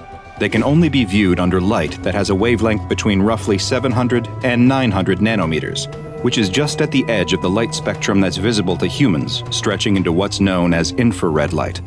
The only exception to this is if their skin, muscles, or organs have suffered from 2nd or 3rd degree burns, in which case, the affected areas of their body will show up under a greater spectrum of wavelengths that are visible to the human eye. Though frightening to look at, SCP-966 are actually quite weak physically, with very low muscular density. Their bones are hollow, similar to birds, and while their claws may be incredibly sharp, they are also easily broken, making them unsuited for use in combat. Additionally, they do not rest through sleep, but will, at seemingly random times, stop all movement and fall into a rest period that lasts roughly 3 to 5 minutes, after which they are able to resume their normal behavior. With all of these physical shortcomings, how did SCP-966 gain a reputation as such a fearsome hunter? The secret lies in their ability to emit bursts of a previously unknown type of wave. Hunting either alone or in pairs, SCP-966 uses this wave to inhibit its prey's ability to enter any of the restful sleep stages, and also stops the ability to microsleep. These waves have been observed to be effective at up to 20 meters, though tests have shown that they can be blocked by post-transition metals, of which lead appears to be especially effective. SCP-966 hunts and feeds on medium to large-sized animals, which includes humans. And once their quarry has been targeted by the sleep-inhibiting waves, the effect is permanent, with no method having yet been discovered that will allow them to regain the ability to sleep. Experiments have shown that unconsciousness can be induced in other ways, such as with the use of general anesthesia, though these methods have ultimately proven to be ineffective, since although the victim is unconscious, they are still not receiving any of the restful benefits of sleep while in that state. The effects of sleep deprivation on humans, both mentally and physically, are devastating. Symptoms can begin setting in after just 24 hours that can include mood swings, memory issues, and sensory impairment. After 2 to 3 days, the body's hormones become deregulated, and bodily functions like hunger, thirst, and temperature fluctuate wildly as cognitive abilities start to dramatically decline. Hallucinations, paranoia, and fits of rage are common, and the risk of death from sleep deprivation increases with each day that passes without sleep. And this is exactly what SCP-966 wants. After surreptitiously sending a burst of sleep deprivation waves at their victim, they will then stalk their prey until lack of sleep finally leads to total incapacitation, at which point SCP-966 consumes them. SCP-966 have proven to be both extremely quiet and agile when hunting. However, they have actually been observed intentionally making threatening noises around their prey, presumably to further increase their already elevated stress levels, and potentially hastening their mental degradation. On rare occasions, they will even physically assault their victim to further degenerate their mental and physical health. Some of SCP-966's prey will experience especially intense hallucinations and bouts of rage, which is theorized to be caused by prolonged exposure to multiple instances of their sleep-stopping waves. Why some victims are exposed to multiple waves when a single instance has been shown to be 100% effective is unknown, and it's hypothesized that they may only engage in this behavior when especially hungry, to try and speed up the process, though others have put forth the theory that SCP-966 may take some perverse form of joy in seeing its victims suffer prior to expiring. Wild instances of SCP-966 have been found across the globe, and while the SCP Foundation has been successful in thinning their numbers, they still exist in high enough numbers to pose a serious threat to humanity. For these reasons, they have been assigned the classification Euclid. Mobile Task Forces Iota-1 and Iota-2, codenamed the Dream Hunters and Air Chasers respectively, are continually monitoring for any reports of sudden or violent deaths related to sleep deprivation in order to identify and neutralize the remaining instances of wild SCP-966. 4 SCP-966 specimens, 3 males and 1 female, have been acquired by the Foundation, and they are currently contained in a 10 by 10 meter room that is lined with lead and equipped with infrared security cameras. Each specimen is fed 20 kilograms of meat each month, and in the event that the female specimen gives birth, the new specimen is to be taken for observation and study before being disposed of prior to reaching maturity. A young man is in the middle of one of his regular night jogs through the park. He loves running through this park at night. It's dark, the air is cool, and the sounds of the city that surround the park disappear, offering peace, quiet, and a small reprieve from the busy world. He jogs along a path that winds through the park and starts upon a section that is surrounded on both sides by tall trees. He follows the path around a sharp bend and is stopped in his tracks. Standing there, in the middle of the track, is a figure. It has its back to him and isn't moving. He's tall and so uniformly black that he almost disappears into the night. Whoever or whatever this is, he's scared of it. But the creature doesn't move, and neither does he. He's frozen, unsure of what to do, when the creature suddenly turns his head towards him, revealing a pair of bright, glowing eyes. The runner is so terrified he can't even scream. He falls and crawls backwards in the dirt, trying to get away from the creature. The creature turns its body towards him and begins stepping forward. The runner scrambles to his feet and runs. He's sprinting as hard and as fast as he can, adrenaline pumping, heart pounding, trying to put as much distance as he can between himself and that thing. His muscles burn, his lungs ache, but he can't stop. Finally, he's back at his house. He bursts through the door, locking and bolting it behind him. His girlfriend is reading on the couch and doesn't understand what's going on. After struggling to catch his breath, he tries to explain what he saw on the path, but his girlfriend just laughs. A giant man with glowing eyes? He was just seeing things in the dark. It was probably a dog, nothing that would justify the panic he was now in. The next day, he's left wondering if he really was mistaken. Those piercing, glowing eyes are burned into his mind, though. Maybe his girlfriend was right, and it really was just a dog. Yes, that must be it. His mind was just playing tricks on him in the dark. Even so, he's going to stick to running inside, at least for a little while. But he soon finds that he's having a hard time. He notices that he's running out of breath much quicker than normal. Is he coming down with something? He doesn't feel sick, but then why is he suddenly so weak? 2 weeks have passed since he saw something in the park. No one he brought it up to, not his friends, not his co-workers, have ever heard of such a thing, and no one seemed like they believed him either. At this point, he is feeling sure that he really did imagine it, but he can't get that image of whatever it was out of his head. He can't keep running on a treadmill forever, though. He misses his night runs. It's time to get over his fear. He's running through the park again, enjoying the silence and the light breeze on his skin. He continues down the path, acutely aware that he's getting closer and closer to the spot where he saw that thing before. He can't stop, though. He has to prove to everyone that he's not afraid. He has to prove it to himself. He reaches the part of the path that runs through the tall trees. Just like before, the sounds of the city melt away, the only sound coming from his steady, heavy breathing. He follows the winding path and feels his heart starting to race, but he has to keep going. He rounds the same corner and nothing is there. He slows to a stop. Of course nothing is here. Nothing ever was. He really did imagine it. Or did he? Buongiorno. Today's file comes from the Italian branch of the SCP Foundation, SCP-015-IT, also known as The Boogeyman. SCP-015-IT is a humanoid entity that stands just under 2 meters tall. Its body is devoid of any hair, and its dark, black skin absorbs 98% of all light, making it virtually invisible in low light. Its head lacks a nose or ears, but these missing features are hardly noticed, because if you see 015-IT, its eyes are what demand all of your attention. While the Boogeyman's skin is completely black, its eyes contain light-producing organs on the irises, causing them to glow in the dark, like a deep-sea predator. Its mouth contains 8 pointed teeth on both the upper and lower jaws, and a long 28-centimeter forked tongue. The 2 tips of its tongue each have a hollow needle-like organ that leads straight into its esophagus. More on what it does with that specialized biological feature soon. Physically, SCP-015-IT is rather slight, but it is surprisingly strong and easily able to overpower an adult human. Its skinny arms are much longer than an average human's, and each of its 4 fingers ends in a razor-sharp claw.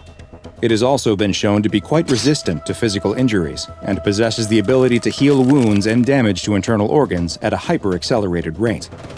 SCP-015-IT is primarily active at night, which is unsurprising given its skin's natural camouflage in the dark. The Boogeyman hunts mammals, with humans being its preferred prey, but it does not feed on flesh. Instead, SCP-015-IT draws its sustenance from the adrenaline and noradrenaline produced by its quarry. Adrenaline and noradrenaline are chemicals the body produces to increase heart rate, blood flow, and provide more energy to the muscles in moments of stress, or in the case of SCP-015-IT, extreme fear. And it has developed a hunting method to cause this exact reaction in humans.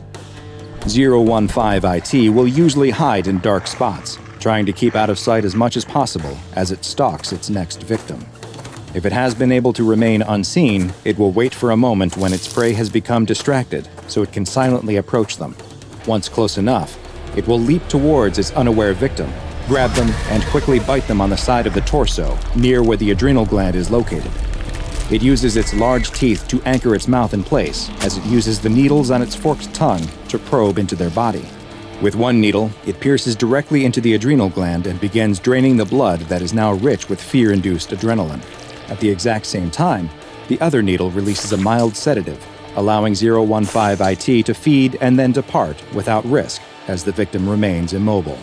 Another anomalous effect occurs when someone is unlucky enough to actually see the boogeyman.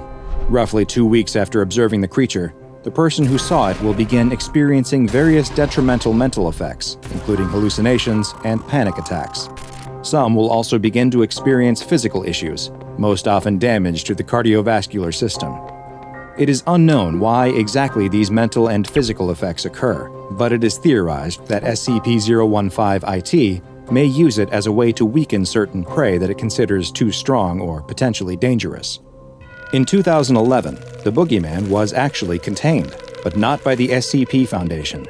The Brotherhood of St. George's Knights is a secret order in the Catholic Church that was created by the Pope in the year 453 to either contain or eliminate all anomalies, and it was this group that first captured SCP-015-IT, which they designated as Dia 212, in line with their own classification system. While it was in their containment, they made a number of discoveries about the creature that they labeled as a shadow demon. First, they found that while it feeds on the fear of its victims by ingesting their blood, it doesn't actually require this to survive. Dia 212, as they call it, is an unstable entity, and feeding allows it to maintain its physical shape in our reality. In addition to its impressive physical strength, the boogeyman is also quite intelligent, as seen by its ability to successfully hunt, attack, and escape from humans. Strangely, it also appears to be resistant to weapons which have been blessed, causing only a fraction of the physical damage that they should when compared to a similar, non-holy version. During the course of research into the creature, Father Ilardi, a member of the Brotherhood of St. George's Knights, wrote that despite the creature being repugnant beyond every limit, he believed that it had a gentle soul, and that its screams are similar to a pained cry. He postulated that SCP-015-IT may have even once been a human before some dark force transformed it into the monster that it had become. He decided that it was his mission to find a way to communicate with the creature, and one day bring it back into the light and love of his god. Father Ilardi was making good progress with the creature, and it seemed like it was even growing fond of him and his disciples. But his advances were halted when they were attacked by a group of soldiers from the Fascist Council of the Occult, a terrorist group that seeks to use anomalies as weapons in their quest to disrupt the social order. In the attack, several of the Brotherhood were killed, and in the commotion, SCP-015-IT escaped. Following this, reports soon began to come from the province of Caserta that described what sounded like vampire attacks. A mobile task force was sent to the area, and while 015-IT was initially able to make use of its various physical abilities to evade and escape capture, it was eventually shot with a transmitter that allowed it to be tracked. The Italian mobile task force was able to surround the creature, but fearing being contained again, it responded with a level of violence that it had not been thought capable of. Several members of the task force were killed in the line of duty before the boogeyman could finally be subdued. Today, SCP-015-IT is contained at Site Vittoria in the Emilia-Romagna region of Italy. Since this anomaly is both sentient and highly unpredictable in its behavior, it has been classified as Euclid. It is kept in a standard humanoid entity containment cell and is monitored by video cameras and infrared sensors at all times. Due to the light-absorbing properties of its skin, its cell and the adjacent corridors are painted white and are to be kept well lit at all times. Twice a day, SCP-015-IT is given a normal domestic pig that it is allowed to feed on. Any personnel assigned to 015-IT duty must undergo a psychological assessment on a weekly basis, and, regardless of the results, must be cycled out after 3 months of exposure to the boogeyman. You're on your way home from work after having just finished working a double shift. It's late, and the interstate is completely abandoned. No cars visible either in front or behind you. It's only about a 20-minute drive, but you know you're going to struggle to stay awake, even in this old beater that shakes and rattles as it travels down the long, straight road. The rattling causes a piece of tape to fall off of the gauge cluster, revealing a lit check engine light beneath. You grab the tape and put it back over the light, covering it once again. There, good as new.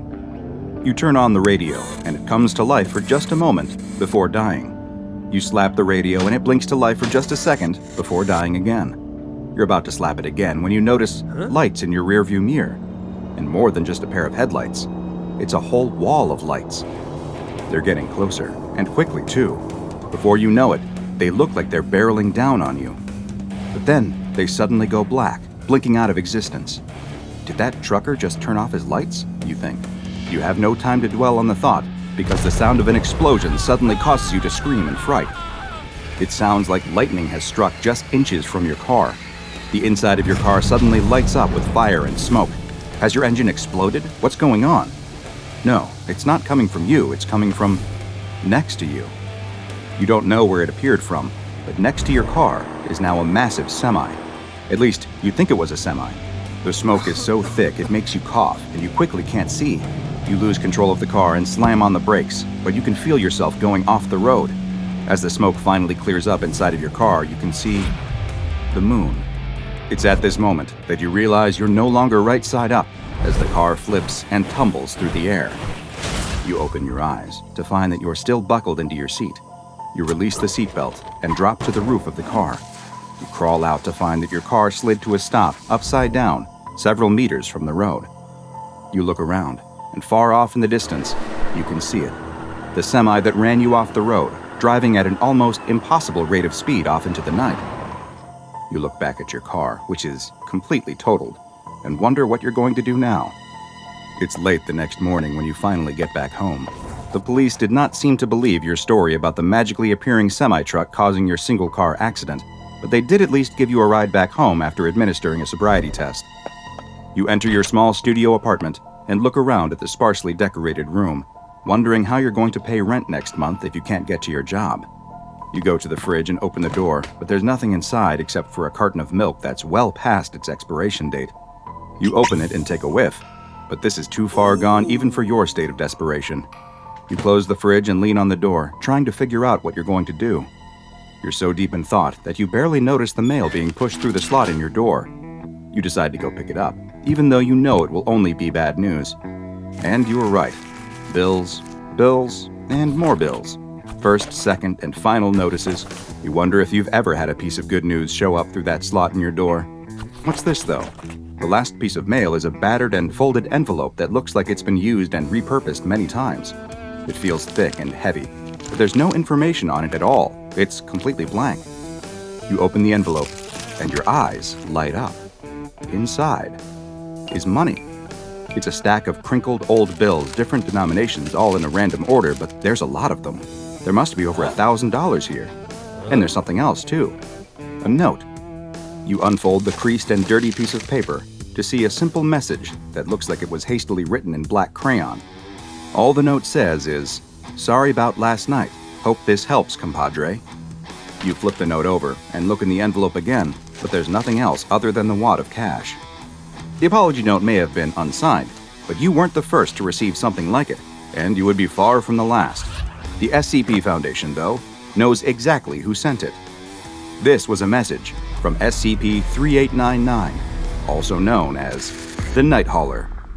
SCP-3899 is a black Peterbilt 379 semi-trailer truck with an attached trailer, but as you no doubt have determined, this is no ordinary truck. SCP-3899 has the anomalous effect of appearing seemingly at random upon stretches of highway within the continental United States, and usually at a considerable distance away from any other motorists. The truck will manifest already in motion, traveling within roughly 3 kilometers per hour of the posted speed limit, but it will not stay at this speed. Once SCP-3899 has appeared, it will almost immediately begin accelerating, and the speeds it can reach are truly staggering. Despite appearing to be a normal truck, SCP-3899 is able to reach impossibly fast speeds, and it's been observed traveling at over 420 kilometers per hour, or 267 miles per hour. As SCP-3899 flies down the road, it will attempt to avoid other vehicles and roadside objects, and has even been shown the ability to displace itself across short distances, which it seems to mostly do in order to avoid collisions with vehicles. SCP-3899 will disappear and then immediately appear somewhere else, though always within 300 meters of its last location. This reappearance will be accompanied by a thick cloud of dense, black smoke that lab tests have revealed to consist of a mixture of diesel fuel combustion byproducts, volcanic ash, and trace amounts of unidentified human blood. The anomalous truck will only appear at night and will demanifest completely once it encounters direct sunlight, or if it causes an automotive accident, which it has done plenty of times. In one particular incident, undercover SCP Foundation agents working within the Virginia State Department of Transportation became aware of reports of a large black truck appearing on a particular stretch of interstate that had caused multiple accidents.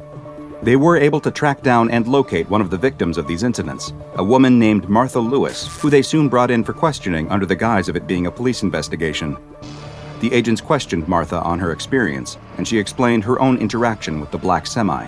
She said, "It's all still clear in my head. I'm driving down I-64 on my way home and the sun had just gone down. There's no other cars and I'm about to take my exit when out of nowhere this huge truck just appears right next to me. There was a bunch of smoke, like it was on fire or something, and the sound was like a bolt of lightning had just struck right next to me. It all happened so fast. All the smoke clouded my windshield, and before I could really process what was happening, I was plowing right through a concrete divider and into some trees. I think I passed out. When I came to, there were paramedics and cops. They took me to the hospital."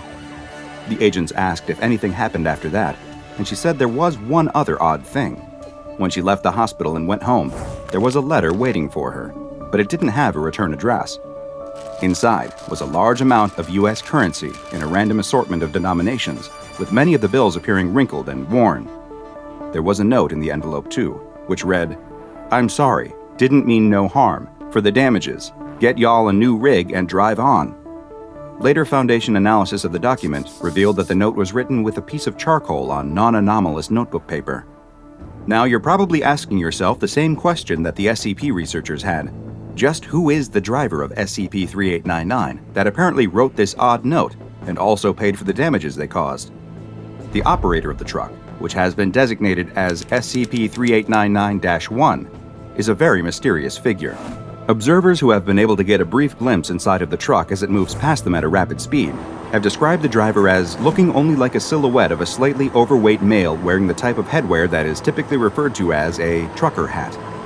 Some reports have also alluded to the presence of what appears to be smoky, tentacle-like appendages within the cab, though all further efforts to determine the exact physical characteristics of 3899-1 have failed, as the truck has proved resistant to any kind of outside scanning equipment. Most of what is known about the driver has come in the form of direct communication, though not in the form of interviews or any other sort of face-to-face interaction. No, while SCP-3899-1 has never been willing to stop and have a discussion with Foundation agents, it does seem more than willing to speak with anyone and everyone in its immediate vicinity over Citizens Band, or CB radio, which is a type of shortwave person-to-person communication system that is popular with many long-haul truckers. In one particular instance, an SCP Foundation helicopter happened to be traveling above a stretch of road where SCP-3899 appeared. An agent within the helicopter began communicating with the anomalous trucker, first asking for their call sign, to which SCP-3899-1 replied, "I'm a night hauler and I'm coming in hot. I know y'all can feel this speed." After adjusting their volume to compensate for 3899-1's loud response, the agent asked if the entity could explain where they came from. 3899-1 answered with, "I roll with the wind. My wheels sing sweet love to the blacktop. I'm filling y'all's veins with road salt and exhaust and the smell of burning rubber. Ain't no bother where I'm from. We all gotta live for the ride and die for nothing." "I see," the agent responded before asking, "Are you hauling anything in particular?" SCP-3899-1 came back with, "Ain't you listening, girl? You seeing this? What I got is pure rattling salvation. 18 wheels at a time. When y'all's roads is choked, when the ways is blocked and y'all's speed is all dead and gone. I'm dropping this load and we'll all be drinking gas and breathing smoke. The agent didn't understand, though, and asked again who they were and what they wanted. 3899-1 replied, This is for the souls of the road, for the long nights and dead engines, and everyone trying to put that horizon under their wheels. I am the roar of hot iron. I am screaming freedom. I am the death of all barriers. This rig ain't got no quit, honey. I do not stop. Can you feel the rumble? Can you see the fire and smell the burn? I know you can. I can taste your heart, and I know you want to fly apart with me. When the agent began to answer in the affirmative that they could indeed, quote, feel the rumble, seemingly caught up in the excitement of SCP-3899-1's proclamation, the investigation was quickly halted and the helicopter broke off from its pursuit. Following this incident, the potential mimetic influence of communicating with 3899-1 is under investigation. SCP-3899, being currently uncontainable by any conventional means, has been classified as Keter. Upon reports of it manifesting, all CB radio transmissions emanating from the truck are monitored by nearby Foundation listening posts for attempted contact by SCP-3899 to civilian recipients. Any individuals who are contacted are to be administered Class B amnestics, as are any eyewitnesses of the truck itself. All information about SCP-3899 is to be suppressed, and a disinformation campaign is active to make all reports of a mysterious truck that can appear out of nowhere and move at impossible speeds seem like nothing more than an urban legend. Just what is SCP-3899? Is the driver some sort of anomalous ghost, or perhaps an old, eldritch god, a manifestation of freedom and perpetual motion given physical form as a diesel-powered behemoth on the highway? Perhaps the answer to that question is up to you. The store manager had heard of crazy customers, but this was something else. A mob comes barreling towards the store, visible through the display windows as they charge down the street. They all look crazed, much closer in appearance to rabid animals than human beings, frenzying, foaming at the mouth. A few of them stumble in their haste while rushing for the automatic sliding doors. Some fall to the ground, only for others to clamber over them, leaping like athletes going over hurdles, with all the same speed, but with none of the grace. To the staff inside the store, they look like a pack of zombies, all apparently infected by the same virus that had given them such a ravenous hunger. For savings! "I thought Black Friday was a week ago," the trainee remarks as the doors slide open and the first of the mob spills inside. "Welcome to the Mattress Madness Megastore, everyone. If you could kindly form an orderly..." Within seconds, the trainee vanishes as a tidal wave of maddened mattress store customers starts to pile into the store. Each and every one of them is deranged. That much is clear, even from a distance. Across the store manager watches as his colleagues are shoved and tackled out of the way, just from their misfortune of standing too close to the entrance. It's only as one of the mob wanders closer that the store manager notices their eyes. Both lids stay shut, somehow closed, despite the crazed customer standing upright. They aren't screwed tightly. It's clear this person isn't forcefully keeping their eyelids clamped down. Instead, they're gently sealed as if the customer is still asleep, or sleepwalking. The whole situation was astounding. First thing in the morning, just at opening time, a horde of sleepwalking customers barged their way into the Mattress Madness Megastore, moving and fighting retail staff as if they were all still awake and fully aware. And as if that isn't bizarre enough, it quickly turns out these people aren't here because they're eager not to miss out on great deals on their bedroom furniture. To the store manager's horror, the mob has come to the Mattress Madness Megastore for breakfast. He watches an elderly woman, eyes closed, shuffle up to a luxury cashmere pillow-top California king-size mattress and proceed to eat it. And not bite by bite either, not even ripping off pieces to chomp through like so much cotton candy. In a far more horrifying fashion, the old lady eats the mattress whole. The store manager feels his blood run cold at the sight of her mouth widening unnaturally, unhinging like a snake eating its prey. Except in this bizarre, unaired nature documentary, the snake is a human being, and its meal is a perfectly good bed that moments before had been resting on a stylish ottoman frame. The same exact display of confusing carnage is unfolding all over the Mattress Madness Megastore, people devouring entire Egyptian cotton mattresses. Some had even already devoured their respective meals and were already moving on to any accompanying pillows or cushions, feeding on them in much the same way. The few members of staff bold enough to try and intervene couldn't seem to wake the sleepwalking shoppers up, no matter how hard they gripped each one by the shoulders and shake. nothing could deter them from devouring divans and munching on memory foam. A sudden, terrifying, and inescapable thought cuts through all the confusion, striking the store manager with an even greater fear. The stock room. Behind a series of doors, marked with signs reading "Employees Only," are shelves upon shelves of new units. The Mattress Madness Megastore being a much bigger outlet means that there's additional inventory to replace any mattresses on the shop floor that gets sold. And more mattresses mean more food for the mob. The worry that these sleepwalkers might soon develop a taste for human flesh never occurs to the store manager. He hurriedly races around the store, gathering up as many of his surviving staff as he can, and urges them to help him defend the stock in the back room. Some are already abandoning their posts, ripping name tags off their polo shirt uniforms and rushing to leave the store. They aren't willing to die for $7.25 an hour. The Mattress Madness Megastore has insurance. It'll cover the damaged stock once the crazed customers have feasted on feather beds, but the manager urges them to stay. The store's insurance covers stock that is damaged in transit, not mattresses that are eaten by hungry lunatics. A few stay, using the manager's desperation to leverage pay raises and more annual vacation days in exchange for their help during this crisis of cashmere carnivory. With his resistance force gathered, the store manager commands the remaining employees to charge for the door at the back of the store, but some of the nearby mattress eaters overhear in their sleepwalking state. The staff freeze, uncertain whether to bolt for the stockroom and risk being chased by the hungry customers. They need a distraction, a sacrificial lamb to grab the horde's attention. And with a solemn expression, the store manager realizes what he must do. This isn't a fight he'll make it out of alive. He leaps up onto a twin inner spring and calls out to the crazed customers. "Attention, everyone," he bellows. "I'd like to announce that all our mattresses are half off for the next 5 minutes." The crowd goes even more rabid, all eager to eat the pillowy pedestal the store manager is standing upon.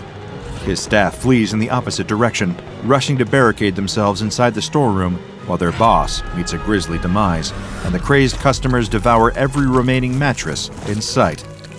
But what on earth could have possibly caused such a scene to unfold? What was the inciting incident for this unprecedented act of mass mattresside, the divan destruction, and combination carnage? All it took was one seemingly innocuous image, an unassuming online post, to stir over 7,000 people into a featherbed feeding frenzy. It's December the 3rd, 2020, almost an entire day before the deranged events that would soon unfold at the Mattress Madness Megastore. And just like he does most days after college, the student is trawling various internet forums in search of things to laugh at. He's procrastinating, and through inaction, allowing himself to be buried under a veritable avalanche of assignments, all with rapidly approaching dates that they're due in by. But he doesn't care. He can always do them tomorrow. As far as he's concerned, there's plenty of time for him to waste doing, well, very little. But no matter where he looks, nothing brings with it even the smallest hit of dopamine. It's been hours since he stopped checking the clock at the bottom right-hand corner of his computer screen, instead wearing out the muscles of his finger as it spins the scrolling wheel of his mouse. His social media feed is all the same, more doom and gloom, and despite his searching, he can't find anything funny to alleviate his ongoing existential nightmare for so much as a second. If anything, seeing every anxiety-inducing post about the state of the world, or dour headlines of reposted news articles, only makes everything worse. That is, until the fateful link appears in his inbox. It's from one of his friends at college, living in the dorm across campus. The pair of them constantly swapped links and exchanged memes over direct messages, sometimes while sitting in the middle of important lectures. So the student quickly opens up the latest message from his friend, pleased to have something to relieve the monotony instilled by the prior several hours' worth of mindless scrolling. Sure enough, his friend's message sits waiting to be read in his inbox. It's just a single blue hyperlink with no additional context offered, nothing to indicate what the link is or what website it leads to, or even why the student's friend bothered to send it. They're long past the need to provide context for the memes they send each other. The link redirects to a familiar corner of the internet to the student, the deep-fried meme subreddit. Just seeing that written in the hyperlink is enough to spur an enthusiastic click. It's like going home, back to somewhere warm and welcoming, where everybody knows your name, and they're always glad you came, and where the student knows he's bound to find something to entertain himself. A deep-fried meme is usually a heavily edited image with a number of different filters added to it. Its contrast is boosted, The picture is oversaturated and distorted, all to the point wherein the colors are unnatural, and the image appears as a grainy, washed-out mess of pixels. And they're one of the student's favorite subgenre of funny posts. Opening up the link sent by his friend, he finds one such deep-fried meme staring back at him. It depicts a man, long-haired and wearing dark clothes, presumably a fan of heavy metal music. In front of the metalhead is a table with a chessboard placed neatly atop it. The pieces on the board are distributed in such a way that places the metalhead in checkmate, and his opponent? Directly opposite him at the table is a glass bowl filled with water and a goldfish aimlessly swimming around. And to top off this Louvre-worthy masterpiece is text, seemingly cut and paste from various different places, judging by the alternating fonts and styles. The words have been placed into a sentence that reads, "Tell me your secrets, fish." And the student explodes with laughter, as if answering his prayers for some humorous entertainment to avoid working on his college assignments. His friend had appeared out of the blue and delivered a perfect deep-fried meme. But that momentary boost in serotonin levels quickly subsides, and the student knows how these exchanges work. This has to be reciprocal, a mutual trading of memes, like for like, akin to swapping trading cards in the playground at a younger age. And so he searches the subreddit for a token worthy of returning to his friend. He clicks on a search filter, sorting the results from the top posts of all time to the most recent posts of the day. These were fresh, hot off the presses, or out of the deep fryer in this case. And the newer they were, the lower the chances that his friend had already seen them. Scrolling through, the student is met with a few underwhelming attempts that weren't worthy of the prestige expected by the deep-fried meme subreddit. They'd be better suited for posting on r/cringe. But then, it appears, the perfect, deep-fried, crispy golden brown, cooked to perfection picture to send back to his friend. The distorted image is a photograph of a bed, specifically a king-size mattress, on what looks like a polished wooden bed frame, although it's not easy to tell thanks to just how grainy the picture has been made. Whoever edited this meme knew what they were doing, and has nailed the absurdist, bizarre humor that the student and his friend thrive on. A label over the mattress simply reads, "King size," and the meme is captioned in a classic top text, bottom text format with the phrase, "A feast fit for a king." And the pièce de résistance, the crowning touch that makes this meme worthy of the student's lofty standards, is the title given to it by the original poster. It sums up the meme perfectly, succinctly in 3 words: "Eat your mattress." The student erupts into uncontrollable fits of laughter, so much so that tears start to stream down his face. His stomach almost feels like it might explode at just how fine he thinks the post he's found is. Through giggles that hit like the aftershock of an earthquake, he copies the link to the Eat Your Mattress meme into a message and hits send to share the hilarity with his friend. Little does he know, he's just condemned his friend to the same fate that now awaits him. As soon as he falls asleep, it'll happen. And the student and his friend aren't the only ones either. The post spreads, either sent directly from one person to another, or seen by those just browsing the deep-fried meme subreddit and happening across the Eat Your Mattress photo. Not all of them find it funny. They don't have to. They aren't even required to share it, to pass it on to someone else and help the post spread like wildfire. They've looked at it, and that's enough. Come the next day, an estimated 7,000 people across the world have seen the same meme, and it affects them all in the exact same way, becoming a directive, a command planted in their subconscious, one that they will act on without even realizing. It's been only a few hours since all the carnage erupted at the Mattress Madness megastore, but by now, the SCP Foundation has swept in and taken control of the scene. A cordoned section of multiple blocks, under the cover story of a dangerous gas leak. It's enough to keep civilians and prying eyes away without asking too many questions. But as for the Foundation personnel themselves, they've got plenty of unanswered questions of their own. 2 members of the cleanup team are reviewing the store's security footage, baffled by the sights of the chaos that unfolded there earlier that same morning. On the screen, frenzied customers are eating entire mattresses, stretching their mouths wide open and swallowing them whole. They watch as the store manager appears to make an attempt at a noble sacrifice to distract the horde of ravenous customers so his employees can rush towards the storeroom. But the manager is fine. Once the horde has eaten all the mattresses out on the store's main floor, they start trying to break into the stockroom out back, where the other employees have used layers upon layers of cellophane-wrapped mattresses to barricade the door. By the time the Foundation arrives, the customers have already forced their way into the stockroom and have devoured around half the mattresses while exhausted employees try to wake them from their sleepwalking state. The Foundation sees to it that everyone affected is rapidly administered with memory-wiping amnestics to forget all about the ordeal. Their next job is to try and track down the source of whatever caused this unprecedented outbreak of mattress eating. But being experts in all things anomalous, it doesn't take the Foundation long to start pursuing possible explanations. Having already confirmed this wasn't a viral anomaly, their next course of action is to investigate possible mimetic causes, and sure enough, a common factor quickly presents itself. The mob that attacked the Mattress Madness megastore, along with subjects who have engaged in similar acts of mattress eating across the world, all have one thing in common. Each one has been exposed to the Eat Your Mattress post on the Deep Fried Memes subreddit. It takes some deduction on the Foundation's part to figure out the cause. After all, the meme in question is similar to a number of others posted in the same subreddit. As a result, the Foundation's online detection software, or web crawlers, initially fail to flag the mattress meme as an anomalous image. Once they do, it is designated as SCP-5126. But with a cause established, the pieces start to fit together. The Foundation's researchers soon realize what the image does. Another reason it was initially missed is that its effects only occur once the subject that has seen it falls asleep. The student is one such subject who lived through this. He dozes off in his gaming chair well past the middle of the night, hours after he's first seen SCP-5126. While sound asleep, without waking up once, he starts to seek out his mattress, laying unoccupied on his bed on the other side of his cramped dorm room. He and all the others who have seen SCP-5126 then consume their mattresses, including in many cases their pillows, any cushions, and even plush toys.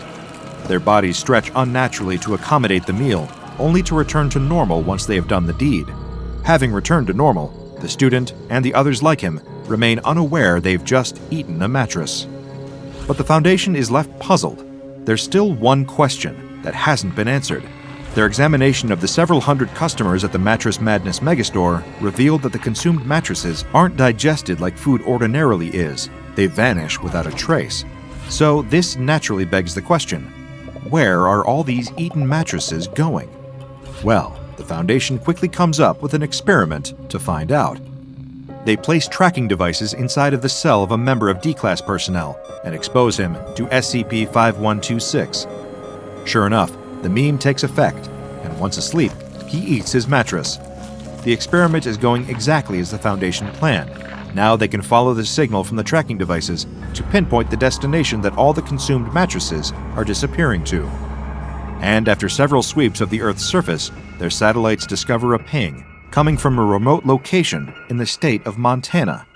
MTF Sigma-16 suit up, ready to head out to the location. This mobile task force operates under the codename Slumber Party, and it's up to them to investigate. They come across a large structure. It looks a lot like a medieval castle, but it has been built out of mattresses and large cushions. It's the ultimate pillow fort. It even has pillars and all the fortifications you'd expect from a real historical castle, all made out of even more pillows. The Slumber Party team enters the fort and quickly discovers that the structure is able to anomalously reconstruct itself. Sigma-3 kicks over a stack of pillows and plush toys arranged to resemble a statue and watches as it reforms after collapsing. The team ventures deeper into the pillow fort and is quickly met with humanoid entities that are also made out of pillows. An entity swipes a pillow arm at Sigma-1, but she ducks out of the path of the attack. Drawing her firearm, she fires, causing a plume of feathers to spray out of the pillow person. The entity is unfazed, and several additional shots do nothing. Even a taser is ineffective. The pillow entities are exhibiting extreme resistance to damage, but Sigma-2 has an idea. She grabs a pillow from one of the walls and uses it to bash the entity attacking her teammate Sigma-1. The pillow person collapses into a pile on the floor, inanimate, and just like that, the mobile task force has a way to fight back. They all grab pillows and make quick work of their attackers before they move on to explore the rest of the castle. Then they encounter the king. There is a man sitting atop a large stack of cushions, wearing a nightcap and pajamas, eating feathers from an expensive brand of pillow. Scattered around him are empty pillowcases. Trying to ignore the smell, the Slumber Party team attempts to interrogate him. He claims to be the king of cushion, obsessed with pillows since a young age. Their smell, taste, and texture inspire him to create a kingdom of plush, his masterpiece of mattresses. It doesn't take very long for the Foundation operatives to realize that this man is insane. They question him about how SCP-5126, the Eat Your Mattress meme, works. How is it able to make people consume entire mattresses and send them to the king's cushiony castle? And why? Well, the king explains that buying mattresses is expensive, so in order to build his castle, he's outsourced the gathering of building materials. As he sees it, he is offering people affected by the meme a delicious meal in exchange for their beds, spreading the world of pillows so he can gather resources for his kingdom. Suddenly, he challenges the Slumber Party team to a pillow fight for having tracked him down. The King of Cushion takes up a pillow in one hand and charges towards the mobile task force, armed and ready to do battle with them all. He is quickly incapacitated by Sigma-1's taser and drops to the floor defeated. Now designated SCP-5126-A, the King of Cushion is transported back to the SCP Foundation for analysis and containment. Their testing reveals he possesses no anomalous properties whatsoever, and the king actually requires his stomach to be pumped thanks to the copious amounts of pillow feathers he's been eating. The Foundation gets to work dismantling his pillow fort and moving all the components into storage. And as for the Eat Your Mattress meme itself, the Foundation's web crawlers are keeping an eye out for any other posts of the anomalous image. And don't worry, if you find yourself giggling at a funny deep-fried image that jokingly implies you should eat your mattress, the Foundation will ensure you don't remember it happening, and they'll even throw in a replacement for your swallowed mattress at no added cost. Now that's a bargain. Candace Hayes, we have thy confession. A witch as brazen as you shall be burned at the stake. The crowd gathered in the small room bursts into a cheer as the judge hands down the sentence. The accused woman doesn't react, though.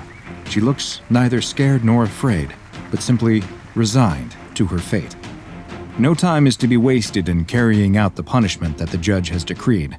A pair of constables grab the woman by the arms and take her away.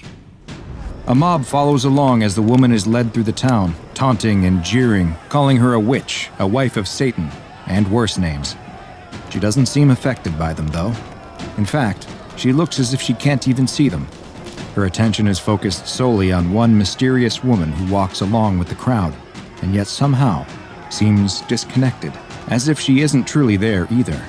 The two women maintain eye contact as the constables keep pushing the condemned woman along. They lead the woman outside of town to a tall hill. The ropes binding the woman's hands are cut, and she has just a moment to rub her sore wrists before she is forced to the ground and lashed to a piece of wood as another group tosses the last logs onto a nearby pile. Once she is securely tied down, the constables step away, but then another man wearing a hood approaches. He carries a large club and without hesitation begins beating her legs. The woman's composure finally breaks and she cries in pain from the cracking of her bones. The crowd only cheers louder at the screams from the witch. The beating has left the woman's legs mangled, but this is far from over. The woman, still strapped to the wood, is placed on the pyre, where she hangs like a scarecrow above the combustible material. The judge steps forward out of the screaming mob, carrying a torch. He loudly exclaims that for her crimes, she will be burned until dead. But the judge doesn't step forward. He instead announces that another will have the honor of lighting the flame. Another man steps out of the crowd and takes the torch from the judge. He walks towards the pyre and looks up at the woman. She is exhausted from the beating, but she lifts her head. She doesn't look at the man with the torch, though. She's looking past him, locking eyes with the mysterious woman who walked along with the crowd. The man looks angry, slighted that she won't even meet his eyes in this final moment, and without another moment's hesitation, he tosses the torch onto the pyre. The wood lights instantly, the tinder combusting and turning into a huge roaring fire. The crowd also erupts into even louder cries of celebration as the woman screams from inside the blaze. The man watches as the woman is lost behind the fire and the smoke, and eventually, her cries too are hidden behind the crackles and pops of the flames. He doesn't move until the fire has nearly burned itself out. Most of the crowd has left at this point, having gone back to their homes, content with the role they played in doing the Lord's work. As the constables pull a charred torso down from the wood and unceremoniously toss it over a steep side of the hill, the man finally turns and starts to walk away, a tear rolling down his cheek. The judge approaches and places a hand on the man's shoulder. "There, the judge says, attempting to comfort the man. "You'll find a new wife soon enough." Hundreds of people were accused of witchcraft in colonial America, and while it is likely that many were falsely accused, there is reason to believe that some were under the influence of, or were themselves, what we now describe as anomalies. And SCP-3998 is just such an example, better known as the Wicker Witch Lives. SCP-3998 is a human cadaver which dates from the late 17th century that is covered in fourth-degree burns and is missing its legs. There is also evidence of extensive blunt force trauma, but it is not known if the beating or the burning was the ultimate cause of death. At some point, the remains were collected and fastened into a scarecrow that is held together with wicker, nails, and wire. While a scarecrow fashioned from a cadaver is rather unconventional, what brought SCP-3998 to the SCP Foundation's attention were its other anomalous attributes. It constantly secretes a flammable liquid from its bones that primarily consists of ethanol and human fat, and every night between 11 p.m. and 4 a.m., the corpse ignites. This fire doesn't cause any damage to the corpse, though, and it is unknown how it produces the flammable liquid or ignites. 3998 does not keep its flames to itself, though. It appears that the SCP targets those who have either killed or physically abused a romantic partner, causing them to catch fire as large quantities of boiling ethanol appear in their stomach. Their midsection will eventually melt and then explode, leading to amputation of the lower half of their body. The fire burns both incredibly hot and unnaturally fast, and is unable to be put out until SCP-3998 is extinguished. A number of historical documents related to the case have been discovered and made available to Foundation researchers that shed light on SCP-3998, including excerpts from a 17th century diary belonging to a woman who lived near where the cadaver was discovered. In the entries, the woman describes attending the wedding of her neighbors, Aidan and Candace Hayes, though Candace did not seem especially happy with the arrangement. Candace is characterized as someone who likes to keep to herself, and who does not conform to the era's idea of a good wife. As a result, it appears that she became the victim of abuse at the hand of her husband. The diarist hypothesizes that Candace has brought this fate upon herself due to her behavior, which may stem from her being under the hold of the devil. In other words, the neighbor believes that Candace is a witch. Others must have had the same suspicion, because we also have records of Candace's interview with a Judge William Stoughton, who questioned her about the accusations of consorting with evil spirits. Candace readily admitted to this, though she disagreed that it was in any way evil. She told the judge that the rituals and magics she practiced were not inherently good or bad, and that anyone was capable of using the same tools. She went on to explain that she hated her husband, that she had been forced to marry him, and that he had been nothing but cruel and violent towards her. Candace also mentioned a name, Clovis, that the judge assumed to be the demon that she had made her cursed pact with. Candace appeared to offer no defense or excuses for her actions, and the judge sentenced her to die by burning at the stake, with her husband, Aidan, being the one to light the fire. The story of this witch trial was typical of the time, and that likely would have been the end of what we know about SCP-3998. But another historical document was located that has truly given a new perspective to this anomaly. A sealed letter found in the cellar of a home that is addressed to Candace, though it appears to have been written after her death. The letter is from her secret lover, and describes how they collected Candace's burnt bones from the bottom of the hill before binding them together with wicker and wire. The letter then describes how Candace's husband has recently restocked his own home with gin, which is well known to be extremely flammable. The letter ends with an affirmation of the writer's eternal love for Candace and is signed, Clovis. But perhaps the best information we have about the origin of SCP-3998 comes from an obscure local tale that was passed down orally for years and eventually documented on an urban legend website. The legend tells of a woman who promised her soul to a she-devil who taught her magic, but also offered companionship. When her husband found out, he contacted the local authorities and had the woman arrested. She was tried, her legs were broken, and she was hung up like a scarecrow before being burned alive. Her body was dumped off the side of a mountain, but the she-devil collected her bones and gave her life again. The need for revenge burned in the woman's heart, so in the middle of the night, she doused herself in her husband's gin, set herself on fire once more, and fell upon him as he slept, burning him alive so he could suffer the way that she did. SCP-3998 is currently held in a secure holding locker in Site-34 that is fireproofed and vacuum-sealed to prevent it from igniting. Every morning at 9 a.m., 3998 and its locker are cleaned to remove the secretions of flammable liquid. D-Class personnel who have been convicted of domestic abuse crimes are to always be kept at the site to ensure that they are the targets of SCP-3998, which, when it's not allowed to ignite, will result in them only feeling mild discomfort in their head and chest rather than spontaneous combustion. Due to its relatively easy method of containment, SCP-3998 has been classified as safe. However, recent developments have caused the Foundation to rethink this classification. Despite 3998 being securely contained, the number of arson-related homicides in the state of Massachusetts have actually increased following containment, with many showing the same damage to their body as would be expected in a victim of SCP-3998. And while it may be that these are the result of a yet uncaught serial killer who simply happens to employ similar methods of killing their victims, a recent re-examination of the SCP-3998 corpse has revealed more troubling details. The body of SCP-3998 does not belong to Candace Hayes, and in fact appears to be a male who was in his 30s at the time of his death. Following these new revelations, reclassification of SCP-3998 to Euclid is pending. Whether SCP-3998 is the body of Candace's husband Aiden, forced to endure an eternal punishment of burning again each and every night, or if it's some other unfortunate victim of a violent and painful death, is unknown, as is the ultimate fate of Candace and Clovis.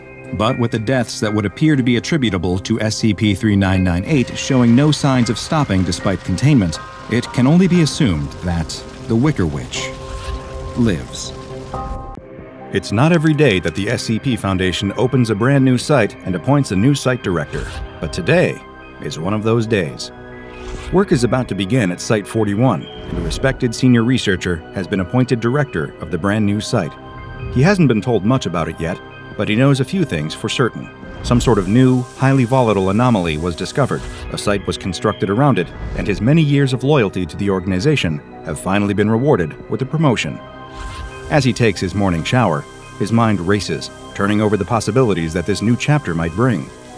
Is he up to the potential challenges? Just how dangerous is this new anomaly? What could possibly necessitate the building of a brand new site just to contain it?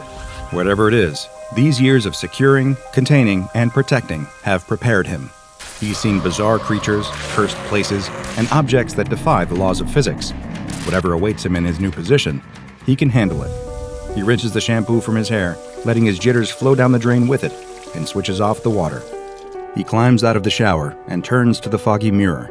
He sweeps a palm across the glass and meets his reflection's eyes. His serious expression catches him off guard, and he can't help but let his mind wander back to someone else who looked at him that way, with those stony gray eyes, such a long time ago. He and his brother had never gotten along. Though they shared the same face, the same hair, and the same eyes, they couldn't have been more different. He was the screw-up, the one who couldn't focus in class and was always bumbling through life like a bull in a china shop. His brother was the golden boy, the star student who could do no wrong. As the boys got older, he tried to climb out of his brother's shadow and tried to live up to their parents' expectations, but anything he did, his brother could do better. He got into a great college, his brother got into Harvard. He got a job, his brother got a more impressive one. He got a Honda, his brother got a Mercedes. He fell in love with a girl, and his brother married her. It seemed like he would never stand on his own, never be anything but the lesser version of a perfect man, a nasty little homunculus who just happened to be wearing the graven image of something greater than himself. On the night of his brother's wedding, the festering resentment had finally come to the surface. He remembers the night in bits and pieces, a harsh word, a fifth drink, a broken champagne glass. His brother said something that went too far, cut too deep. Without thinking, he shoved him just a bit too hard.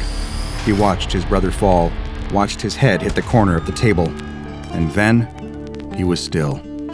Silent. He thought about turning himself in, but then another thought crossed his mind. Why ruin two futures at once?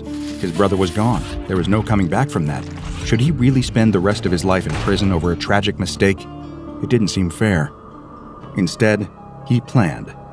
For once, he was grateful for the similarities between him and his brother, their handwriting, for instance. He forged a note to his brother's new bride, telling her that he couldn't take the pressures of his life anymore. He was leaving, fleeing to Europe to start a new life, with a new name, and leaving all of his old ties behind. Then he packed his brother's body, the one that looked so much like his own, into a suitcase. He drove out into the woods, to a place they had once gotten lost as children, and he buried it so deep no one would ever find it. He'd never forget how he felt that night, laboring away in the dark forest, face an unpleasant mess of snot and tears, the end of his shovel piercing the dirt again and again, until he'd made a big enough hole to consign the case that now held his own brother's mangled body. Every shovelful of dirt that he piled back on, hiding his sin, felt heavier than the last. What had he done?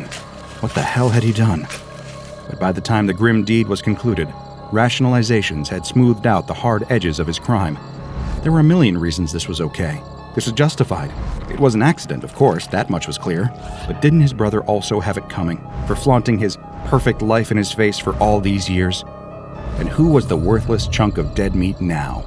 The scales were balanced once more. No one would ever know what he did. No one but him, in those moments where he could see his brother in the mirror, reminding him of his greatest shame, no matter how hard he tried to forget. But that moment is long gone.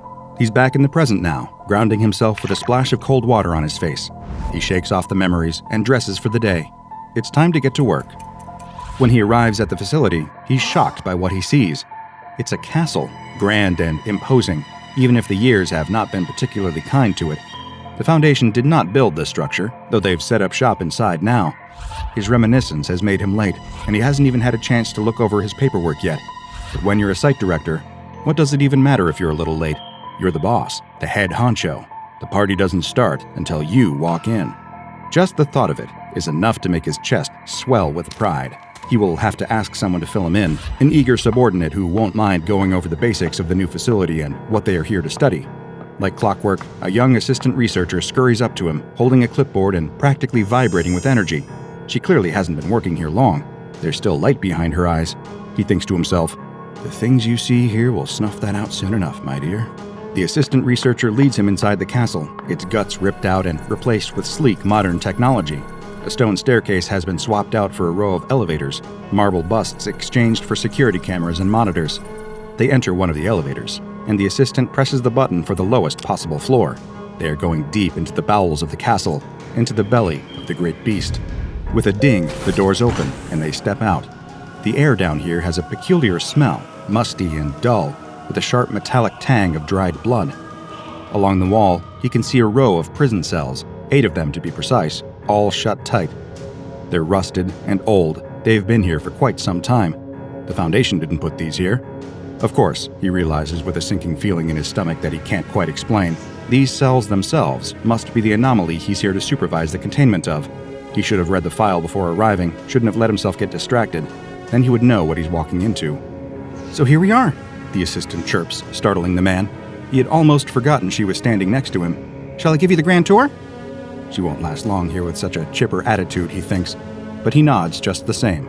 She walks ahead of him, referring dutifully to her clipboard as she goes. "This is the first cell. As you can see, all of them are currently inactive. We'll be performing some tests later, though, and you'll hopefully get to see them in action. It's really something." She continues walking to the second cell. "There are a lot of potential applications for this anomaly that, once we understand it, could be incredibly promising." He's only half listening as he trails behind her. As they near the third cell, the assistant glances back at him. "I really look forward to working with you, sir. I've heard such great things." He opens his mouth to brush off the praise, to feign humility for her sake, when a sound startles him. The grind of metal against metal, the screech of a long disused door. The third cell is opening on its own. The assistant flips through her notes, growing pale. "This isn't supposed to happen. This shouldn't be happening," she stammers, but he barely hears a word. He's staring, transfixed, at the darkness within. There's a rattling sound, like chains being dragged across a stone floor. What is about to be unleashed from this prison? He braces himself, remembering all of the near-death experiences he's faced down in the past. Nothing could prepare him for what finally appears. A pair of iron shackles, attached to lengths of chain, shoot out from the shadows, headed right for him. A shackle clamps suddenly around each of his wrists, the cold metal tight enough to cut off the circulation, digging into his skin. Then, an invisible force on the other end of the chains begins to pull. He fights it, the shackles cutting into him as the assistant screams for help, but his efforts are futile. Whatever wants to pull him closer, whatever is trying to lock him away, it's far stronger than he could ever be. The chains yank him inside the cell, and the door slides shut behind him with a crash. He thinks for just a moment that he can see his brother, laughing. Then, he's gone, leaving only an empty cell and a traumatized assistant behind. Sometimes the sins of the past come back to haunt you, and unfortunately for this particular man, there's no statute of limitations when it comes to SCP-567, or The Dungeon. In case the nickname wasn't clear enough, The Dungeon is not the sort of place you would ever want to be confined. SCP-567 is a series of 8 cells located beneath Foundation Site 41. Each cell has a designated number from SCP-567-1 through SCP-567-8. Most of the time, the cells are inactive and indistinguishable from any ordinary prison cell. However, when someone that one of the cells deems to be guilty of a specific offense enters their proximity, the anomalous properties of SCP-567 become abundantly clear. Each cell punishes a specific horrible act. SCP-567-1 targets those who have committed theft. 2 punishes sexual violence. 3 and 4 punish various types of murder. 5 punishes adultery. 6 and 7. I'm afraid I can't quite make out what it says. Someone appears to have deliberately scratched out the text in the file. As for SCP-567-8, whatever wrongdoing it chooses to penalize is still unknown, and it is never activated in the entire time the Foundation has known of it. Every other cell is completely empty, but 567-8 contains one single, antique wooden chair in the center of the room, nailed to the floor. The purpose of this chair is unclear. When an individual who has committed one of the aforementioned acts comes within 2.5 meters of their corresponding cell door, a pair of shackles will shoot out from within the cell, seemingly materializing out of nowhere. These shackles will then lock around the individual's wrists and drag them inside, at which point the cell door will slide itself closed and lock, and the prisoner and shackles will disappear. Multiple researchers have compared this anomaly, both in its function and its methodology, to SCP-1002, or Demisers, and SCP-2701, or True Solitary Confinement, which I have discussed at length before. Since the Foundation first contained SCP-567, only 2 prisoners have ever reappeared after being taken. 68 hours after he was first placed inside SCP-567-3, D-903912 escaped and was found collapsed on the ground just outside Site-41. He died only moments after reappearing, before any medical intervention could take place. An autopsy showed severe injuries, including lacerations, internal bleeding, and burns on his wrists and ankles. The second subject to ever return was D-937122, who was found 157 months after being locked in SCP-567-6. In spite of her injuries, which included head trauma, missing fingers, and the same burn marks on her wrists and ankles, this subject had a great deal more energy and attempted to attack the Foundation personnel that found her. She was subdued by several guards, restrained, and interrogated by an unnamed agent. Thankfully, an audio log of the interview was included in the file, giving us a sense of what transpired. "Please state your name," the agent began. D-937122 did not respond. "Please state your name," they repeated. Again, no response. The agent sighed heavily and changed tactics. "Look, I'm very sorry, and I want to help you, but we can't give you medical attention unless you cooperate with us, so please state your name for the record." At long last, the D-Class responded with an intense outburst. "My name? You want to know my name? Screw my name! There is no name, there is no anything! But there is. I escaped. I got the medal off, none of the..." And here the audio was corrupted to the point where I couldn't understand what was being said. After the interference clears, D-937122 could be heard shouting, "I should be free! Let me go!" A struggle followed as she attempted to escape custody. The agent then replied, in an attempt to calm the D-Class down, "I apologize, but now we have the opportunity to..." "Screw your opportunity! There is no opportunity! There's only escape! You called me a monster. Maybe I am one. But the nightmares, She briefly broke down into unintelligible mumbling before returning to normal speech. Compared to their crimes, I've done nothing wrong. Nothing at all. I haven't done anything wrong. Nothing. At this point, the D-Class became inconsolable, all coherent speech dissolving into sobs. The agent attempted to calm her down, but she remained hysterical. After several moments of sobbing, the D-Class began to gasp, as if she was having difficulty breathing. She clutched her chest and began to go into apparent cardiac arrest. The agent attempted to administer CPR, but it was unsuccessful, and after a few minutes, she was dead. An autopsy was ordered following the interview, which revealed the apparent cause of her death. Her body was covered with tiny punctures, and a toxicology report revealed an unknown poison in her bloodstream. Though only 2 people have ever emerged from SCP-567, they were not the only organic life forms to break out of the dungeon's cells. Every so often, the doors of a cell will open, and an entity will emerge. These creatures are given the designation SCP-567-9, and they are always aggressive. They do not usually match the description of any existing animal, instead appearing to be some sort of undiscovered creature. Once an instance of SCP-567-9 has escaped its cell, it will attempt to leave the dungeon and attack anything that gets in its way. The first instance of SCP-567-9 observed by the Foundation was a 4-limbed creature approximately 2 meters in length. It walked on all 4s, but had human-like hands on its front limbs, complete with opposable thumbs and sophisticated enough mobility to operate machinery. It was highly intelligent and used this intellect to take out 14 Foundation operatives before it was contained. The details of SCP-567-9-2 have been stricken from any official documentation. The only thing I can surmise from the file is that 9 personnel were killed after it appeared, and one of the agents that helped contain it requested and received psychological counseling for what they experienced during the process. So whatever it was he encountered, it wasn't anything good. During a round of routine testing with SCP-567-4, while the cell door was open, an instance of SCP-567-9 appeared, attacking and killing the researcher leading the tests. The entity was not contained, but after 7 casualties, was lured back towards its original cell. At this point, the cell deployed its shackles, and the creature was pulled back inside. The most recent instance of SCP-567-9 emerged when the door to SCP-567-7 opened and closed spontaneously. This was spotted on the CCTV footage, but none of the security monitoring the video could see anything leaving the cell. 2 weeks later, an agent assigned to the dungeon was found dead in his home, still in bed. The circumstances of his death were virtually identical to those attributed to SCP-966, a nightmarish species of creature known as the Sleep Killer, which I've discussed here on the channel before.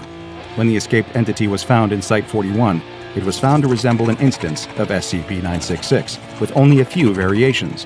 It was successfully contained, and the on-site security cameras were upgraded to prepare for future anomalies like it. Though many specifics are missing from the file, including the exact appearances of the creature that emerged from the cells, I have deduced one thing. Wherever SCP-567 is transporting those it deems guilty, it is a prison for monsters of all species. Humans are not the only ones it wishes to hold accountable for their crimes. As I was reading about the dungeon and the various tests involving it, a rather morbid question came to mind. What would happen to a test subject guilty of more than one crime? Which cell would claim them? Well, fortunately for my curiosity, and unfortunately for him, one D-Class found out. D-834200 was used as a human test subject during initial studies of SCP-567. He was placed in front of SCP-567-6 and 7. Almost instantly, the cells rattled open, and the shackles shot out to grab him. His left wrist and ankle were ensnared by Cell 6, and his right were trapped by Cell 7. Then, he was pulled into both cells. Well, part of him was at least. How can I best explain his fate without causing too much distress? Have you ever held a wishbone in your hand at a family dinner while your sibling or cousin held the other side, and you both pulled until it broke? It was a bit like that. SCP Foundation Site-41 has been established in the abandoned castle that contains SCP-567 in order to prevent any civilians from coming across it. The entrance to the dungeon is kept sealed at all times, and the doors to each of the cells are monitored via CCTV. If any door is opened without authorization, Task Force Delta 9, also known as HACS, will be deployed to contain the resulting instance of SCP-567-9. If, for any reason, it cannot be contained, the task force is permitted to terminate. In order to prevent the unnecessary loss of any personnel, all applicants to join Task Force Delta 9 must have a clean criminal record, have never committed a crime at all, even at the behest of the Foundation, have a strong dedication to the law, and show loyalty to the social contract and the feelings of others. A robust moral compass is considered a vital qualification to work near SCP-567, lest they become simply one more victim added to its long list of tortured penitents. The Foundation has encountered many anomalies over the years that could pose a danger to the organization itself. SCP-567 is no exception. Untold numbers of Foundation operatives have committed terrible acts in the service of the greater good. They have lied, stolen, and even killed in order to protect and contain the secrets locked away in files and behind heavily guarded walls. A great deal of caution should be used when dealing with the dungeon, no matter how justified a person thinks their past sins might be. After all, there's no chance to plead your innocence, and the very prison that plans to hold you is also the judge, jury, and executioner. A bear mauling you to death, being stalked by cougars in the dead of night, only to be eaten in your sleep. Wandering off the path and getting lost for days, the elements slowly withering you away to nothingness. There are plenty of ways you can die in the wilderness, but few would expect death to come as a result of a simple bodily function with a decidedly anomalous twist. Springtime in the Sierra Nevada is undeniably beautiful. The unpredictable storms of winter are a thing of the past, but the oppressive heat of summer hasn't yet crept in. The highest peaks of the mountains are still spotted with snow, but in the foothills, the wildflowers sprout from the earth, blooming in a tapestry of yellow, pink, purple, and orange. Crystal clear waterfalls roar down the rocky mountainsides, water set free from its slumber by the melting ice as the world wakes up from a long hibernation. The summer vacation crowds haven't yet flooded the hiking trails and ski slopes, but a few groups of early adventurers can be spotted hiking through the mountains, taking in the sights and breathing in the fresh, fragrant air. Among these springtime visitors are a pair of young men, one with blonde hair and one with dark hair, each wearing a small backpack and carrying a canteen of water, not a scuff to be seen on their brand new hiking boots. These two young men are on their senior spring break from college, gleefully taking the hiking trip they have been talking about since they were paired up as roommates their freshman year. Neither of these young men is especially experienced in hiking, but they have both spent dozens of hours in the library reading up on wilderness survival, on the best ways to pitch a tent and start a fire with nothing more than a stick and 2 rocks. The lighter-haired of the two especially prides himself on his knowledge of foraging for edible wild plants, a skill he is excited to put to the test on this trip. His dark-haired companion is a bit more suspicious of wild plants, frightened by the stories of foraging gone wrong and unfortunate explorers confusing a delicious mushroom for one that stops the heart in minutes. He has filled his bag with provisions, with granola and jerky, dried fruits, and cans of beans that he hopes his friend will share with him, rather than risking his safety by gambling on a wild root or berry. Still, his concerns about foraging are soon forgotten as the two proceed further along the trail, passing sparkling waterfalls, bighorn sheep grazing on wild plants, and a bird that just might be a bald eagle soaring by overhead. The two are lost in the majesty of nature, so lost, in fact, that they forget to eat until the sun is dipping over the horizon and the world is growing dark around them. Out here in the mountains, with no light pollution to speak of, dark is dark. Even with the help of the lanterns they brought, the two men can scarcely see well enough to put up their tents and build a small fire. Still, they remember all of their reading and manage to set up a modest camp for the night. The dark-haired man pulls a bag of beans from his backpack and begins to heat them over the flame. He offers some to his companion, but he refuses. The blonde man has found a shrub that he recognizes, weighed down with ripe fruit. This shrub, he explains to his friend, is a species of manzanita, an evergreen shrub that produces berries similar in flavor to little apples. The dark-haired man is dubious. Aren't manzanita berries typically red in color?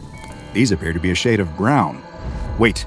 The young man reaches out and stops his friend just before he can pop the berries into his mouth. At least let me look them up on my phone. That won't work out here, his friend tells him. The government blocks access to the web out here. They don't want you on the internet. It's a big conspiracy. Everyone knows about it. Page unavailable. His friend is right. But wait. He has the ultimate tool to defeat this intrusion on his lunch lookup liberties because he has Surfshark VPN. Surfshark, the sponsor of today's video. The virtual private network that keeps your online identity safe by encrypting all of the information sent between your device and the internet.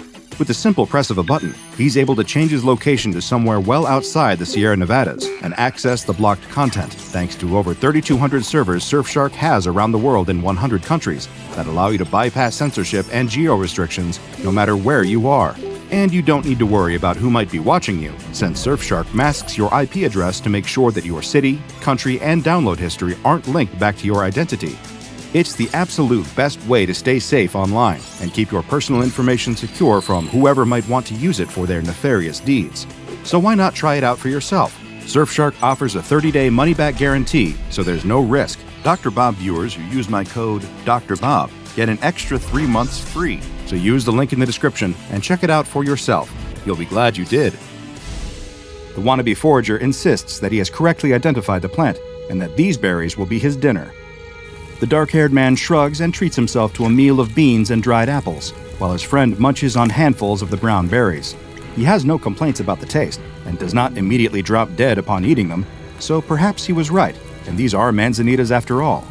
As soon as the thought crosses the dark-haired man's mind, he sees his friend double over, clutching at his stomach in discomfort.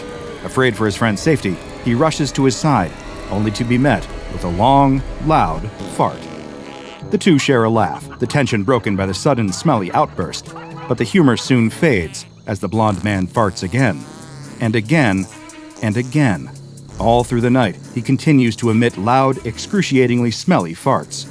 The smell permeates the campsite, seeping into the dark-haired man's tent. No matter how he tries to cover his nose with his sleeping bag, he doesn't get a wink of sleep, spending the night wide awake, staring at the ceiling of his tent, and silently wishing for the relentless stream of gas to stop.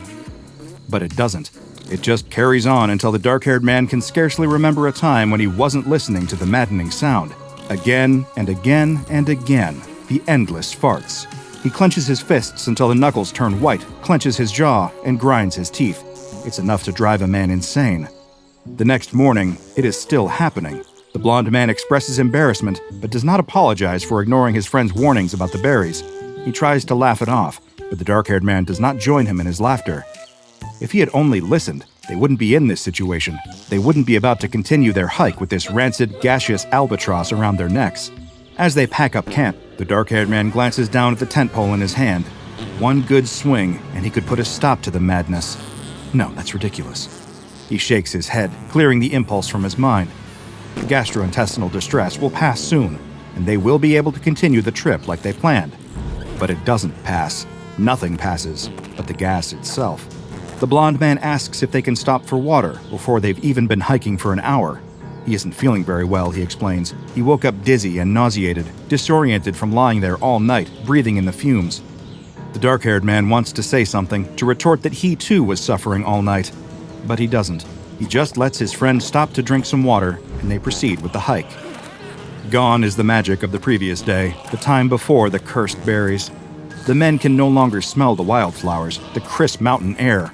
There are no wild animals to be found, not a single ground squirrel or little bird. Up ahead on the trail, the dark-haired man catches the barest glimpse of a tail vanishing into the brush as a mountain lion runs the other way.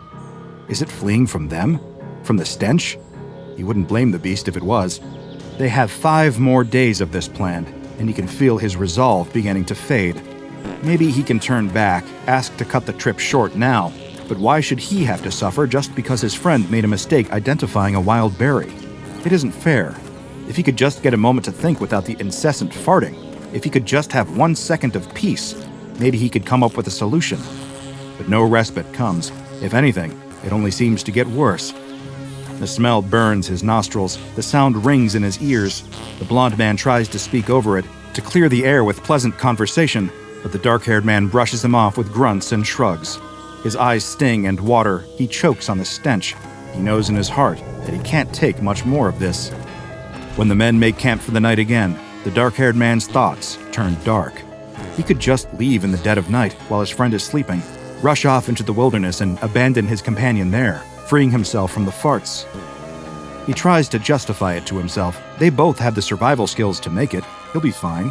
His thoughts of leaving his friend alone in the woods are interrupted by the sound of chewing. Is there any animal nearby? No, surely no animal would approach, given the smell. He takes a look in the blonde man's tent and finds his friend eating another handful of those same brown berries. The dark-haired man flies into a rage, unable to contain his fury. How could he do this? How could he eat more of them after what happened the first time? Doesn't he understand what this is doing to him, what it's doing to the both of them? How could he be so selfish? The blonde man insists that it's fine, that the farting can't possibly be related to the berries, because manzanitas don't cause that sort of thing. At this, something in the dark-haired man snaps. He can't take it anymore. He turns away from the tent, throwing up his hands and telling the blonde man to find his own way back. They'll split up from here. The blonde man emerges from his tent, begging his friend not to cast him out. He's certain the farting will stop any day now. At this, it seems to grow louder and more potent. The dark-haired man spots a large rock by the campfire, small enough to hold in his hand, hefty enough to do some real damage. He picks it up and turns to meet his friend. Without thinking, he swings the rock at the blonde man's head. For the first time in days, the sound of farts goes silent. The air smells sweet, like flowers, leaves, and campfire smoke. He did what he had to do. The dark-haired man lets out a sigh of relief, the rock falling from his hand. He glances at the rock on the ground, at the blood dripping down its surface, and realizes the full weight of what he has just done. He packs up the campsite as quickly as he can, douses the fire, and dumps the body over the edge of a nearby cliff. Over the next few days, he hikes back the way he and his friend came, noticing, in spite of his gnawing guilt, that the walk really is so much better without those damned farts. On the way, he passes that bush, that horrible bush, weighed down by the fruit that destroyed his spring break trip, that destroyed his friend's life. He opens his backpack, tearing a page from one of his books and grabbing a pen. He scribbles a warning, no matter what, do not eat these berries, and affixes it to the bush. He can only hope that the next person to stumble on this shrub will see the note and heed its warning. If they don't, they might meet a similar fate. Days later, the park rangers discover the blonde man's body and declare the death an accident caused when the man fell over the side of the cliff. Some of them suspect foul play, but are unable to find any evidence. All they can find is a strange note on an unidentified shrub and the faintest smell of something foul, like rotten eggs. The two doomed hikers had no way of knowing this, but the fruit they foraged was not from the manzanita family. It was from a plant known as SCP-4032. SCP-4032 is a wide, deciduous shrub characterized by a rounded crown and wider base. It produces a distinct, small, round brown fruit that has been designated SCP-4032-1. Whenever any animal or human consumes an instance of SCP-4032-1, this meal will result in intense gastrointestinal distress. I will try to describe this as delicately as I possibly can, but as I have learned over the years in my line of work, the truth is rarely delicate or polite. 1 hour following the consumption of an SCP-4032-1 instance, the person or animal will begin to emit an excessive amount of flatulence, consisting of elevated hydrogen sulfide levels and a small but detectable amount of methane gas. Perhaps you are familiar with an old rhyming song about the wonders of beans, the magical fruit. These berries function quite similarly. The more one eats, the more one does, in fact, for want of a better word, toot. However, unlike the second part of the bean-based rhyme, these fruits do not cause their unfortunate consumers to feel better, nor should they be eaten at every or any meal. The Foundation first discovered SCP-4032 on April 2, 2018, after a man named Anthony Green happened upon the plant in the foothills of Northern California. Hungry enough to forget his better judgment, Anthony ate some of the fruit and became immediately concerned for his physical well-being as SCP-4032's effects began to take hold. Fearing he had unknowingly consumed a poisonous plant, he made a distress call to the local search and rescue team. This call was intercepted by Foundation operatives, who swiftly arrived at the scene to bring both Anthony and the plant itself into custody. The affected individual will continue to produce this flatulence until they have expired. Both starvation and dehydration have no impact on the flatulence, and no identifiable source of the gaseous output has been detected via endoscopy. If an affected individual finds themselves in an area without adequate ventilation, they will gradually begin to experience symptoms brought on by hydrogen sulfide poisoning, including but not limited to conjunctivitis, respiratory irritation and coughing, loss of smell, and eventually pulmonary edema and death. Shortly following SCP-4032's discovery, Dr. Logari began conducting a thorough observation of Anthony Green, referred to as D14478 for the purposes of official documentation, as he suffered from the effects of consuming SCP-4032-1. First, he was brought in for observation and placed in cell 14B on the outside of Site-88. Dr. Logari noted copious amounts of flatulence being emitted by the subject, with high levels of hydrogen sulfide and methane. 5 hours later, the subject was complaining about gas buildup in his cell, and the interior venting hood was activated.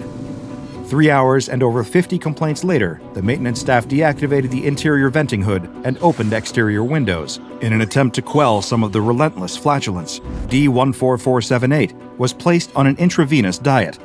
After 2 days on the intravenous diet and no changes to the subject's gas emissions, medical staff conducted an endoscopy, which revealed that the colon was clear and there were no visible signs of rectal gas. The following day, a staff meeting was held in order to discuss the impact of D14478's condition on the quality of life at the facility. Both residents and researchers alike had complained about the persistent smell, which they were unable to escape, and was permeating the air outside as well as throughout the interior of the building. Several options were proposed, including relocation, treatment, and failing all else, termination of the subject. A resolution was passed to house D14478 in an outdoor facility until proper filtering equipment could be installed. A little over a week later, Foundation agents intercepted reports from nearby environmental watch groups concerning an increase in airborne pollution in the central Alabama area around Site 88, with D14478's condition threatening not only the morale at Site 88, but the environment itself. An additional resolution was passed in order to transfer D14478 into an experimental air filtering cell. The cell had not yet passed a safety inspection, but those with objections were overruled by the vote of the majority. The following day, subject D14478 was found dead in his cell. An investigation into the cause of death determined that the primary filter was improperly constructed, and both it and its associated sensor had malfunctioned. There was one silver lining to this unfortunate incident, however. The effects of SCP-4032-1 mercifully ceased following the subject's death. The post-mortem report was filed with the Ethics Committee, and Dr. Lugari was placed on temporary administrative leave. Meanwhile, a large order of scented candles was placed by the staff of Site 88, and soon, the unpleasant odor was replaced with the smells of lavender, vanilla, sugar, and pine.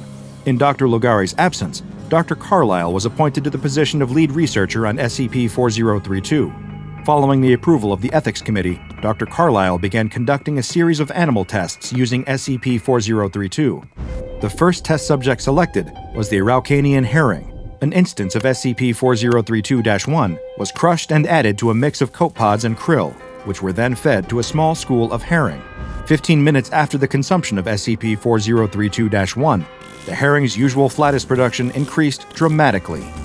This caused great distress to the school of fish, as this species ordinarily uses flatulence as a means of communication. Samples of the flatus were taken and analyzed, and were found to contain hydrogen sulfide and methane, though the levels of both were lower than they had been in human subjects. 3 hours after their initial feeding, the herring were euthanized and taken for autopsy and chemical analysis. There was no post-mortem evidence found of SCP-4032-1's effects. Next, a flock of chickens was selected for testing. They were offered a handful of SCP-4032-1 directly, which they refused to taste. The fruit was then crushed and added to chicken feed, which was fed to the chickens with great success. 2 hours after eating SCP-4032-1, all of the chickens began to emit gas containing low levels of methane and hydrogen sulfide. The chickens were promptly euthanized and taken for analysis, where an autopsy determined that the birds' short intestinal tracts were distended. This marked the first recorded visible sign of the fruit's impact on a test subject. The next animals selected for testing were brown-throated three-toed sloths. This particular species was chosen due to its lack of flatulence, as these sloths tend to absorb flatus and release it through their lungs, rather than rectally. The fruit was offered directly at first, but the sloths rejected it. The fruit was then crushed and ground with a mixture of tree leaves and fed to the sloths. Whatever happened next has been redacted from the official Foundation file, but it was disturbing enough to bring a grinding halt to any and all future testing of SCP-4032 on large mammals. Any potential animal experiments involving SCP-4032 must be approved by the Ethics Committee in order to prevent another, quote, sloth incident. SCP-4032 has been contained in a cordoned-off portion of the research gardens at Site 67, which consists of the area around SCP-4032's original location.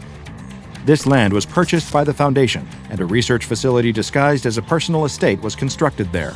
SCP-4032, along with several other anomalous plants, is kept in the garden portion of the site. All instances of SCP-4032-1 are to be gathered from the ground on a daily basis and incinerated on-site. Any employees found to be using the berries for unapproved personal purposes will be suspended or terminated from their positions. If any animals wander onto the grounds and consume the berries, they must be captured and euthanized, and their bodies incinerated.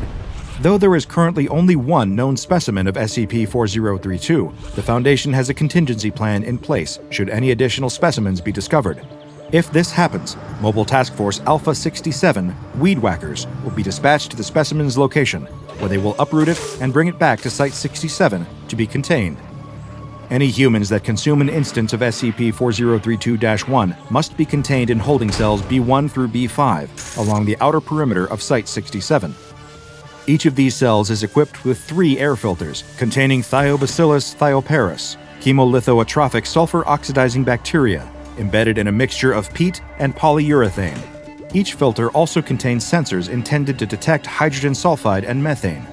When the sensors are activated, members of Mobile Task Force Alpha 13, Odor Eaters, are dispatched to escort the affected individual outside until the filters in their cell can be repaired. Currently, the Foundation does not believe there to be any additional specimens of SCP-4032 in the wild. However, there is no way to be certain of this, due to the plant's relatively unassuming appearance and the lack of any information on its origins. It is entirely possible that there are more of these shrubs just waiting to be discovered by an unfortunate hiker wandering off the beaten path. So if you find yourself out in nature with an empty stomach, make sure that you have accurately identified any of the wild plants you consume.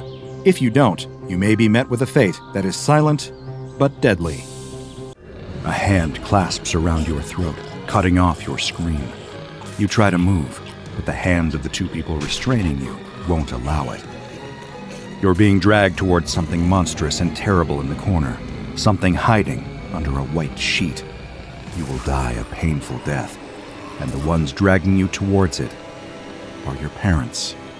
As the dewy green of summer begins to fade, the grass drying, the air chilling, and the leaves turning shades of fire and gold, most children's thoughts turn to Halloween.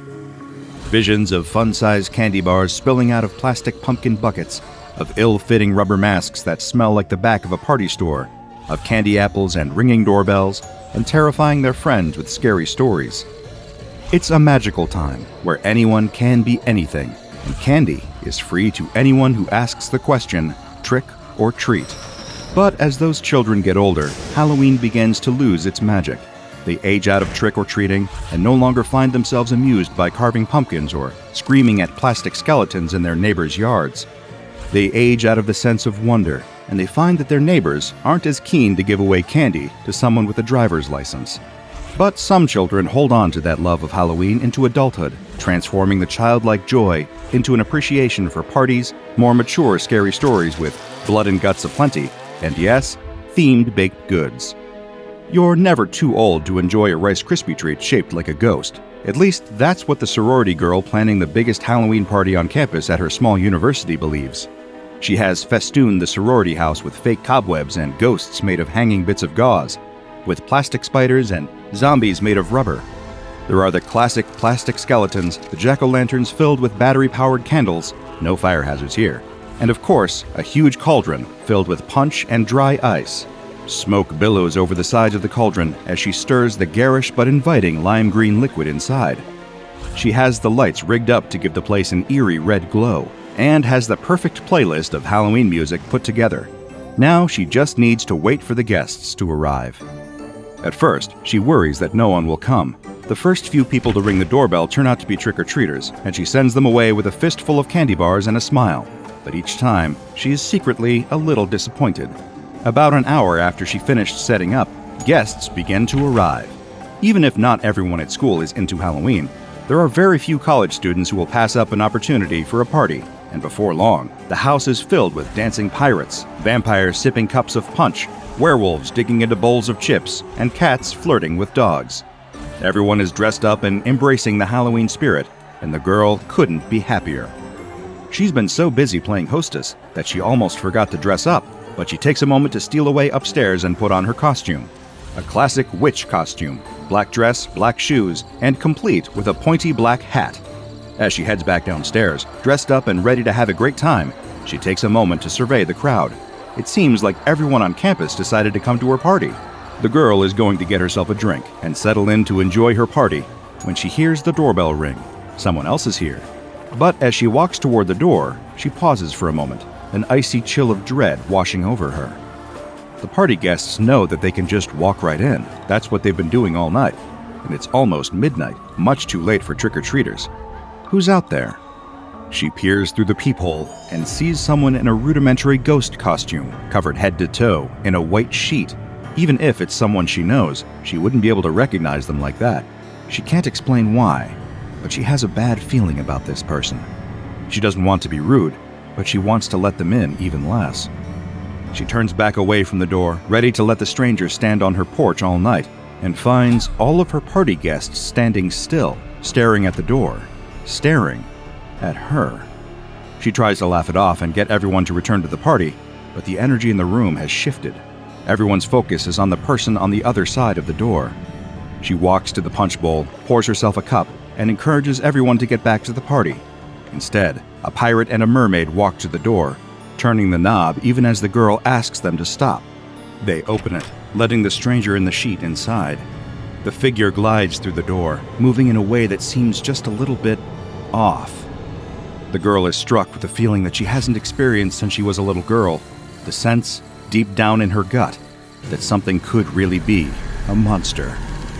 Whatever she does, she can't let the thing in the sheet get close to her. She doesn't know what will happen. The thought of it turns her stomach with a primal sense of danger. She starts to run, but a girl dressed as a tiger grabs hold of her arm, wrenching her back. The girl struggles to free herself, but a man in a vampire costume grabs her other arm, gripping her so tight his knuckles turn white, and she can feel the flesh bruising. She pleads with her friends, trying to get them to see reason and release her, but they won't budge. The tiger girl apologizes through tears, but won't let go. As the girl thrashes, pulling so hard to free herself that she worries her arm will break, the figure in the sheet inches closer and closer. She shouts at it, demanding to know who it is, what it wants, why it's hiding behind that sheet. But it doesn't say a word, doesn't give a clue. There's no expression to read, only the blank white fabric. When it reaches the girl, her feet fly out from under her, and she collapses to the ground, yanked forward by an unseen force. Something is pulling her under the sheet. She claws at the floor, trying to drag herself away from the force, but she can't. The party guests watch, helpless, as their hostess disappears under the sheet, until the only thing left is her writhing silhouette and her screams. Then, the screams go quiet. Nothing left of the girl but her witch's hat lying on the floor. The figure gathers its sheet around itself and calmly walks out of the party. Those unfortunate guests watched their even more unfortunate friend encounter the creature known as SCP-6096. SCP-6096 is a humanoid entity that spends all of its time hidden beneath a large cotton sheet. A vague sense of its shape can be garnered by observing the entity, but its body is hidden at all times, preventing a complete physical description from being recorded. However, Foundation researchers have determined via a cursory examination that the entity is 1.55 meters tall and that it weighs approximately 48 kilograms. The sheet itself is larger than SCP-6096's body, trailing on the ground behind it by at least a meter whenever the entity moves. All attempts to remove the sheet in order to get a proper look at the thing have been unsuccessful. One of the most unusual properties of SCP-6096 is that it cannot be harmed. I don't mean that it is impervious to damage, but rather that any living being that attempts to engage in a behavior that would harm the entity finds themselves unable to do so. This includes, but is presumably not limited to, actions such as attempting to attack SCP-6096, attempting to order others to attack SCP-6096, attempting to trick others into attacking SCP-6096 without their knowledge, laying a trap for SCP-6096, ordering others to lay a trap for SCP-6096, creating an autonomous device that would harm SCP-6096, attempting to leave SCP-6096 unsupervised and in harm's way, and attempting to remove SCP-6096's sheet. Most of the time, SCP-6096's behavior is described as peaceful and docile. As long as there is no danger present, it allows itself to be led into containment and remains there with seemingly no objections. However, every so often, the entity becomes active and will attempt to leave its location. It does so at a steady pace with single-minded persistence as it pursues one specific target at a time, It is uncertain how the entity chooses a target, but so far, it has always been a seemingly random human being somewhere on Earth. Not only does SCP-6096 know exactly who its target is, but anyone who observes the entity during an active period finds that they too know who it is seeking out. In addition to this anomalous effect, the person will also find themselves compelled to help SCP-6096 reach its intended target. These targets appear to be the only individuals unaffected by SCP-6096's anti-harm properties. A person that the entity has selected will, in fact, be able to harm it. However, none have managed to successfully do so, mainly due to the protective influence of the other humans caught in the creature's anomalous thrall. But what happens when SCP-6096 reaches its target? Research into this has been largely inconclusive, but a few facts are certain. SCP-6096 will pull the person underneath its sheet until they have disappeared from view. If the victim is conscious, they can be heard fighting, struggling, and screaming in unimaginable agony for up to 40 minutes. Then they go silent and are never seen again. Once its chosen victim has disappeared, SCP-6096 becomes docile and largely immobile again, and can be led back to containment. Whatever happens to its targets under that sheet, it is definitely not anything good. SCP-6096 was discovered by the SCP Foundation on September 12, 2018, when police were called to the home of the Mallion family in the town of Durham, New Mexico. Samuel and Amanda Mallion greeted the officers in a state of distress, claiming that a person wearing a sheet had come into their home and somehow caused their 16-year-old son Desmond to disappear. Authorities spotted SCP-6096 inside the home and planned to remove the sheet in order to interrogate and detain the suspect, but found themselves unable to take another step closer to the thing. Terrified by their inexplicable encounter, they submitted an incident report to their supervisor, who passed it up through the chain of command in the regional government until it landed in the hands of the SCP Foundation. Alongside the police report, the Foundation was able to access security camera footage from the Mallion family home. A transcription of the video's contents is included in the official Foundation files. I'll do my best to summarize its events. The home security footage depicts the Mallion family sitting on their living room couch, facing the television. Samuel and Amanda watch a program on TV as Desmond idly scrolls through his phone. Outside, a car can be heard pulling into the driveway. Though the driver's identity has not been confirmed, this is believed to be a local taxi driver named Drake Ellen, dropping SCP-6096 off at the Mallions' door. A moment later, Samuel draws his wife's attention toward a window. At first, the two are surprised but amused, assuming that SCP-6096 is some sort of errant Halloween decoration. However, they become increasingly disturbed as the sheet-covered figure approaches their door and begins to knock, so softly it is nearly inaudible. As Samuel gets up to answer the door, Amanda grabs her son's arm, holding him in an increasingly tight grip and refusing to let him pull away. Unable to stop herself, no matter how upset she becomes, she holds Desmond still as her husband lets SCP-6096 into the house. It glides across the floor toward Desmond, who struggles to break free from his crying mother's grasp. Amanda can be heard reassuring him, saying, "You just stay still, honey. You just close your eyes. It won't hurt if you just close your eyes. I love you." Desmond struggles harder, but finds himself unable to break his mother's hold.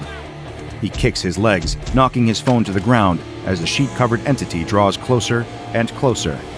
He begs his mother to let him go, but she doesn't budge. His father, through tears, says, "Just stay still, son. Just stay still. It won't hurt for long. It can't hurt for long. Stay strong. Stay strong for me." Starting with his feet, the entity begins to cover Desmond with its sheet, pulling him out of sight. Amanda and Samuel watch in wordless, open-mouthed horror, silent screams stretching their faces into masks of terror and grief. Desmond can be heard screaming, thrashing violently beneath the sheet, though what exactly is happening to him under there cannot be seen. This continues for the next 36 minutes, until Desmond has completely vanished.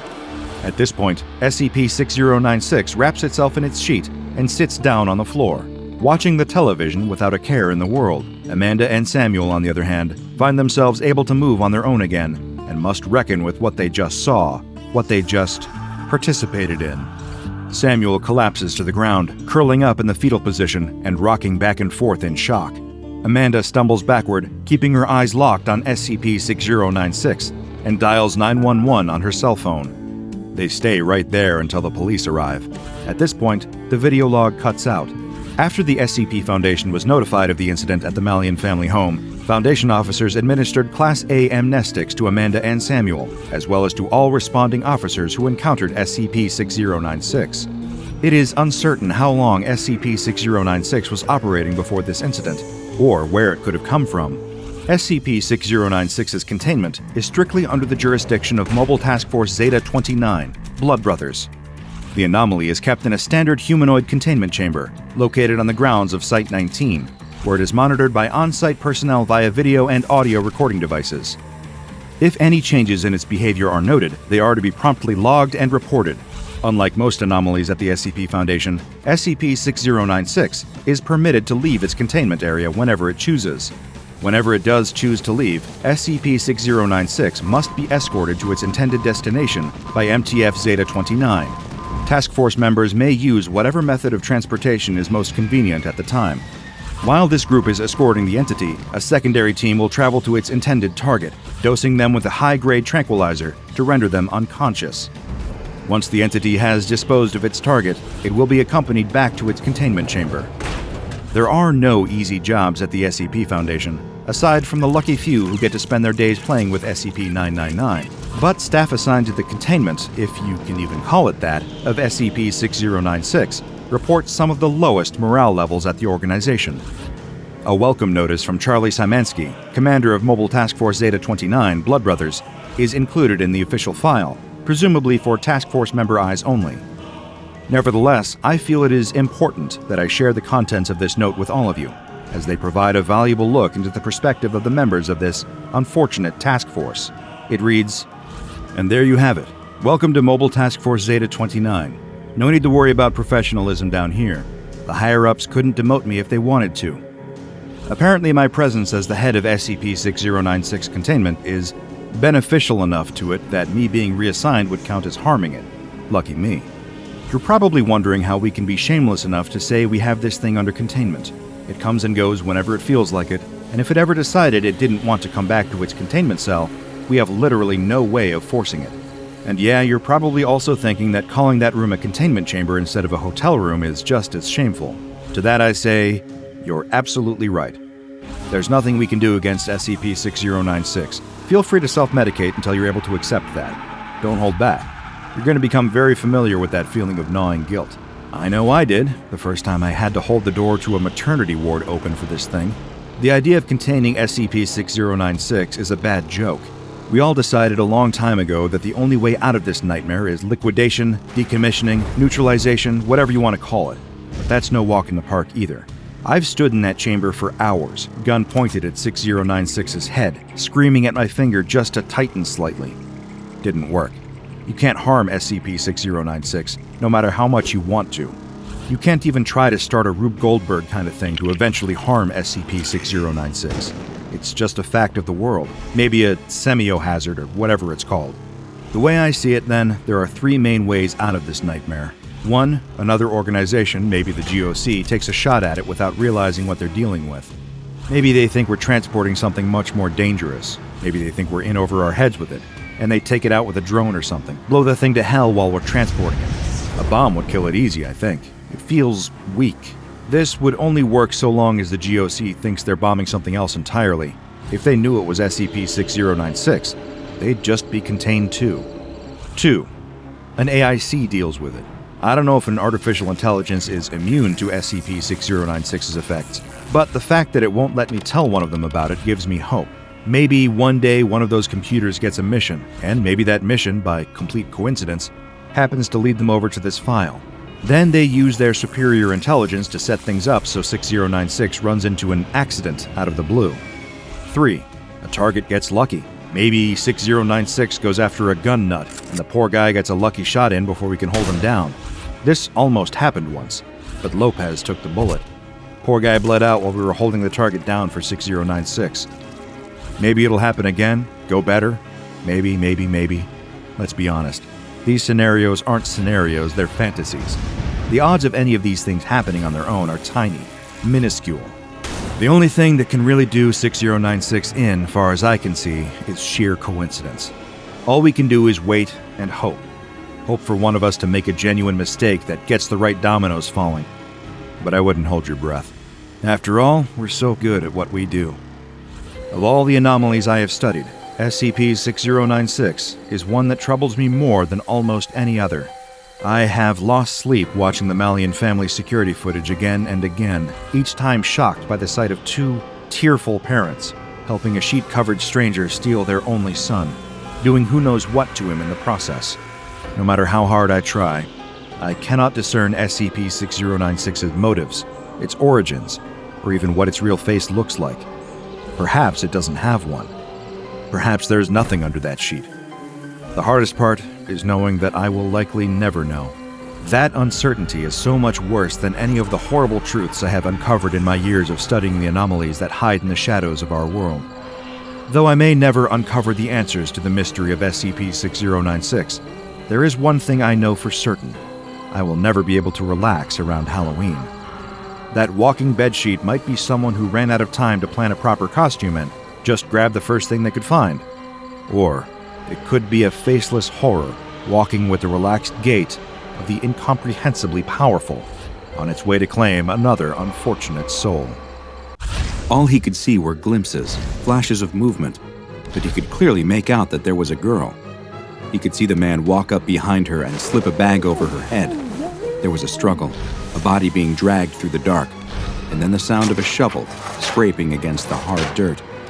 The body is thrown into the shallow hole, and as the dirt begins to rain down on her face, her eye opens up. The boy's eyes open too, and he sits up with a panicked jolt. Shaky and covered in sweat, he looks around his dark room and realizes that it was only a dream. The entire morning as the boy gets ready, rides the bus, and sits through school, all he can think about is the dream and the girl. A group of teenage girls are out for a ride in one of their father's sports car convertible. They're having too much fun and driving much too fast down the dark country roads. It doesn't take much. It never does. Just the shadow of an animal bolting across the road, but it's enough to make the driver jerk the wheel, causing the car to lose control. All of the girls scream, but none more than the one who is tossed from the sliding, spinning car. The girls stand around their dead friend and make a solemn pact. No one here will ever know that she was with them. But what will they do with her? One of them points towards the woods, and everyone turns to look at the dilapidated shed. As the girls, now dirty from their long night of digging and then filling a hole, emerge from the shed into the dim morning light, none of them are aware that beneath the dirt, the girl is still breathing. The boy gasps for air and struggles in the dark. He throws the blankets off of him before realizing that he is safe in his own bed. Another breakfast, another ride to school, another day of classes where the boy can think of nothing but the girl from his dreams. Who is she? He's never seen her in his life, he's sure of it. But then why does she keep appearing in his dreams? The boy is snapped out of his deep train of thought by the teacher slapping his desk, and he apologizes before focusing on his studies once again. The look on the woman's face is a mix of sadness and annoyance. She doesn't know how much longer she can go on like this. It never stops. How can someone cough so much? The woman sits in her chair and tries to push away the same thought that comes to her over and over, that it would be better for both of them if it would just end. The girl coughs loudly in her bed. The disease has ravaged her lungs, and it takes all of her willpower not to scratch at the burning, itching sores on her face and chest. She looks towards the door with dazed eyes and sees her mother enter the room. She's carrying a tray with soup, just like she always does at this time, even though she has no appetite at all. As her mother gets closer, she can see that the tray is empty, and it isn't a tray in her hands. It's a pillow. The girl can barely muster a scream as the woman places the pillow over her daughter's face. As the mother walks out of the old shed in the backyard and towards the house, she stops for a moment. Can she hear the sound of coughing coming from the shed? That morning at breakfast, the boy's father tells him in no uncertain terms that he doesn't want to hear any more about the girl. It's just a dream, and he needs to put it out of his mind. What he needs to be focusing on is school. The note from his teacher said that he isn't paying attention in class, and if that keeps up, he's going to have much bigger problems. The boy promises no more about the girl. As the boy stares out the bus window, it isn't his fault that thoughts about his dream rush into his head, because as the bus drives along the country roads, he catches a glimpse of something down a long, tree-covered driveway. It's the house from his dream. The shed door opens with a creak, allowing a sliver of light from the full moon to fall inside. The boy enters the shed as quietly as he can and goes inside. He soon emerges with his bike and a shovel strapped to his back before riding away from his own backyard into the night. The boy stops his bike at the bottom of the driveway leading up to the old abandoned house. He rides up the drive and doesn't even consider stopping at the house. His destination is somewhere else. The boy lets his bike fall to the ground in the backyard and stares at it. It's the shed he's seen so many times before, despite never seeing it in person. It's dark and quiet, the shed silhouetted against the large, bright moon. He approaches the only door on the small shed and reaches for the handle. It opens with a loud, rusty squeak. The boy takes out a flashlight and turns it on, illuminating the shed's interior. Inside is nothing except for a wooden bench sitting on the dirt floor. But wait, there is something else. A spot on the ground appears different, blackened, almost as if it were burned. This is the spot, though. This is the place the boy keeps seeing in his dreams. He knows she's down there. She needs his help. The boy thrusts his shovel down into the dirt, but it doesn't even scratch the surface. The ground is cold and hard. He strikes down again, and the shovel pierces into the dirt. The shovel suddenly falls to the ground, though, as the boy begins to cough. He drops to his knees as the coughing becomes a fit. He can't stop, and now he can't breathe.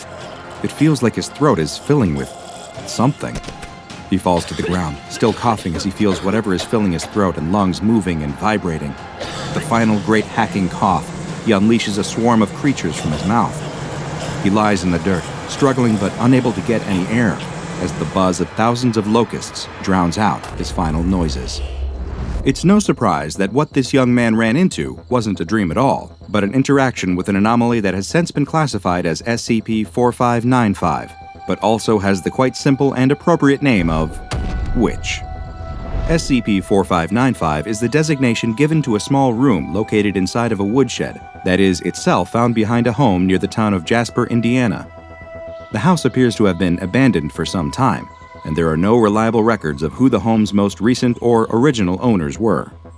The only item inside the woodshed is a simple, rough-hewn wooden bench, though at the time of the anomaly's discovery, 2 other objects were found as well. The first was a small shovel, the type that might be used for gardening. The shovel appears to be ordinary in every way, except for the very tip, which has what looks to be a blood stain on it, though tests have been unable to retrieve any genetic material from the discoloration. The second object was a small human skeleton. The body of the deceased person was removed from the woodshed, and an autopsy revealed that it had belonged to an adolescent male, roughly 11 to 13 years old. While the exact cause of death was unable to be determined, it is extremely likely that it was due to the anomalous effects that SCP-015-IT produces, but more on those in a moment. Further examination of the woodshed reveals that the word witch has been scrawled on the door with charcoal, though it is unknown who wrote the message and whether it is meant to serve as a warning or has some other purpose. It is highly likely, though, that the word is referring to the final element of SCP-015-IT, the body that is buried beneath the woodshed's dirt floor. Ground-penetrating imaging tools were brought in to investigate the shed, and researchers discovered that underneath one portion of the floor that appears to have been scorched at some point, a body is buried roughly 1 meter beneath the surface, which has since been designated as SCP-4595-A. Scans have revealed the body to be a humanoid figure, vaguely feminine in appearance. Its limbs are twisted in a painful and unnatural manner, and there are several large wounds present on its face, chest, and neck. But perhaps strangest of all is that despite evidence at the site pointing to the location not having been disturbed for many years, the corpse buried beneath does not seem to show any signs at all of decomposition, still appearing as it most likely did at the time it was interred in the ground. You are most likely asking yourself why the SCP Foundation has relied solely on subterranean imaging in order to assess the state of SCP-4595-A, and why they don't simply dig up the anomalous corpse. The reason why they haven't is due to the anomalous effects present at the site. Testing on SCP-4595 has concluded that anyone who enters the shed and remains there for any substantial amount of time will begin to experience a number of effects. First, they will start to feel paranoid, getting the impression that someone is watching them. This purely mental effect is quickly followed by a physical one, where the individual's skin will start to itch. Those who linger in SCP-4595 long enough will eventually begin to violently scratch at themselves in an attempt to relieve the itchiness. These effects, while very uncomfortable, will eventually subside if they leave the location, and it is very likely that they are meant to serve as a warning of what will happen if one partakes in the most dangerous aspect of SCP-4595, which is disturbing the body buried beneath it. Anyone who attempts to impact SCP-4595-A by attempting to dig it up or otherwise remove it from the location will quickly experience a horrendous anomalous effect.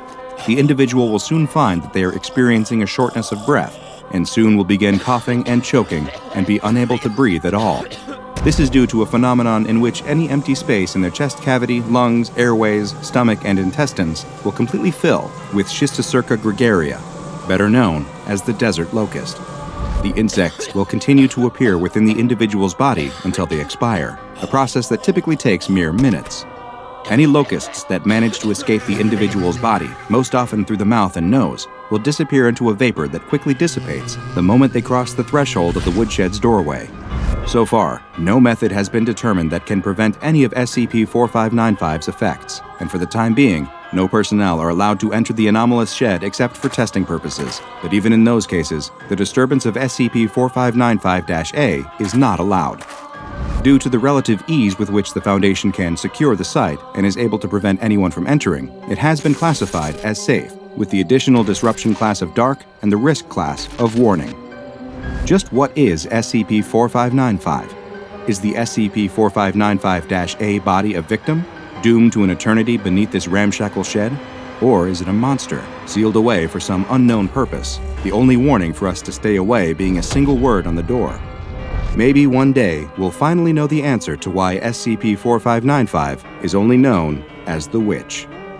Now go and watch another entry from the files of DrBob, like SCP-3998, The Wicker Witch Lives, for another SCP entry that tells the tale of a witch, though maybe not the story that you'd expect. And make sure you subscribe and turn on notifications so you don't miss a single anomaly as we delve further and further into the SCP Foundation's classified archives.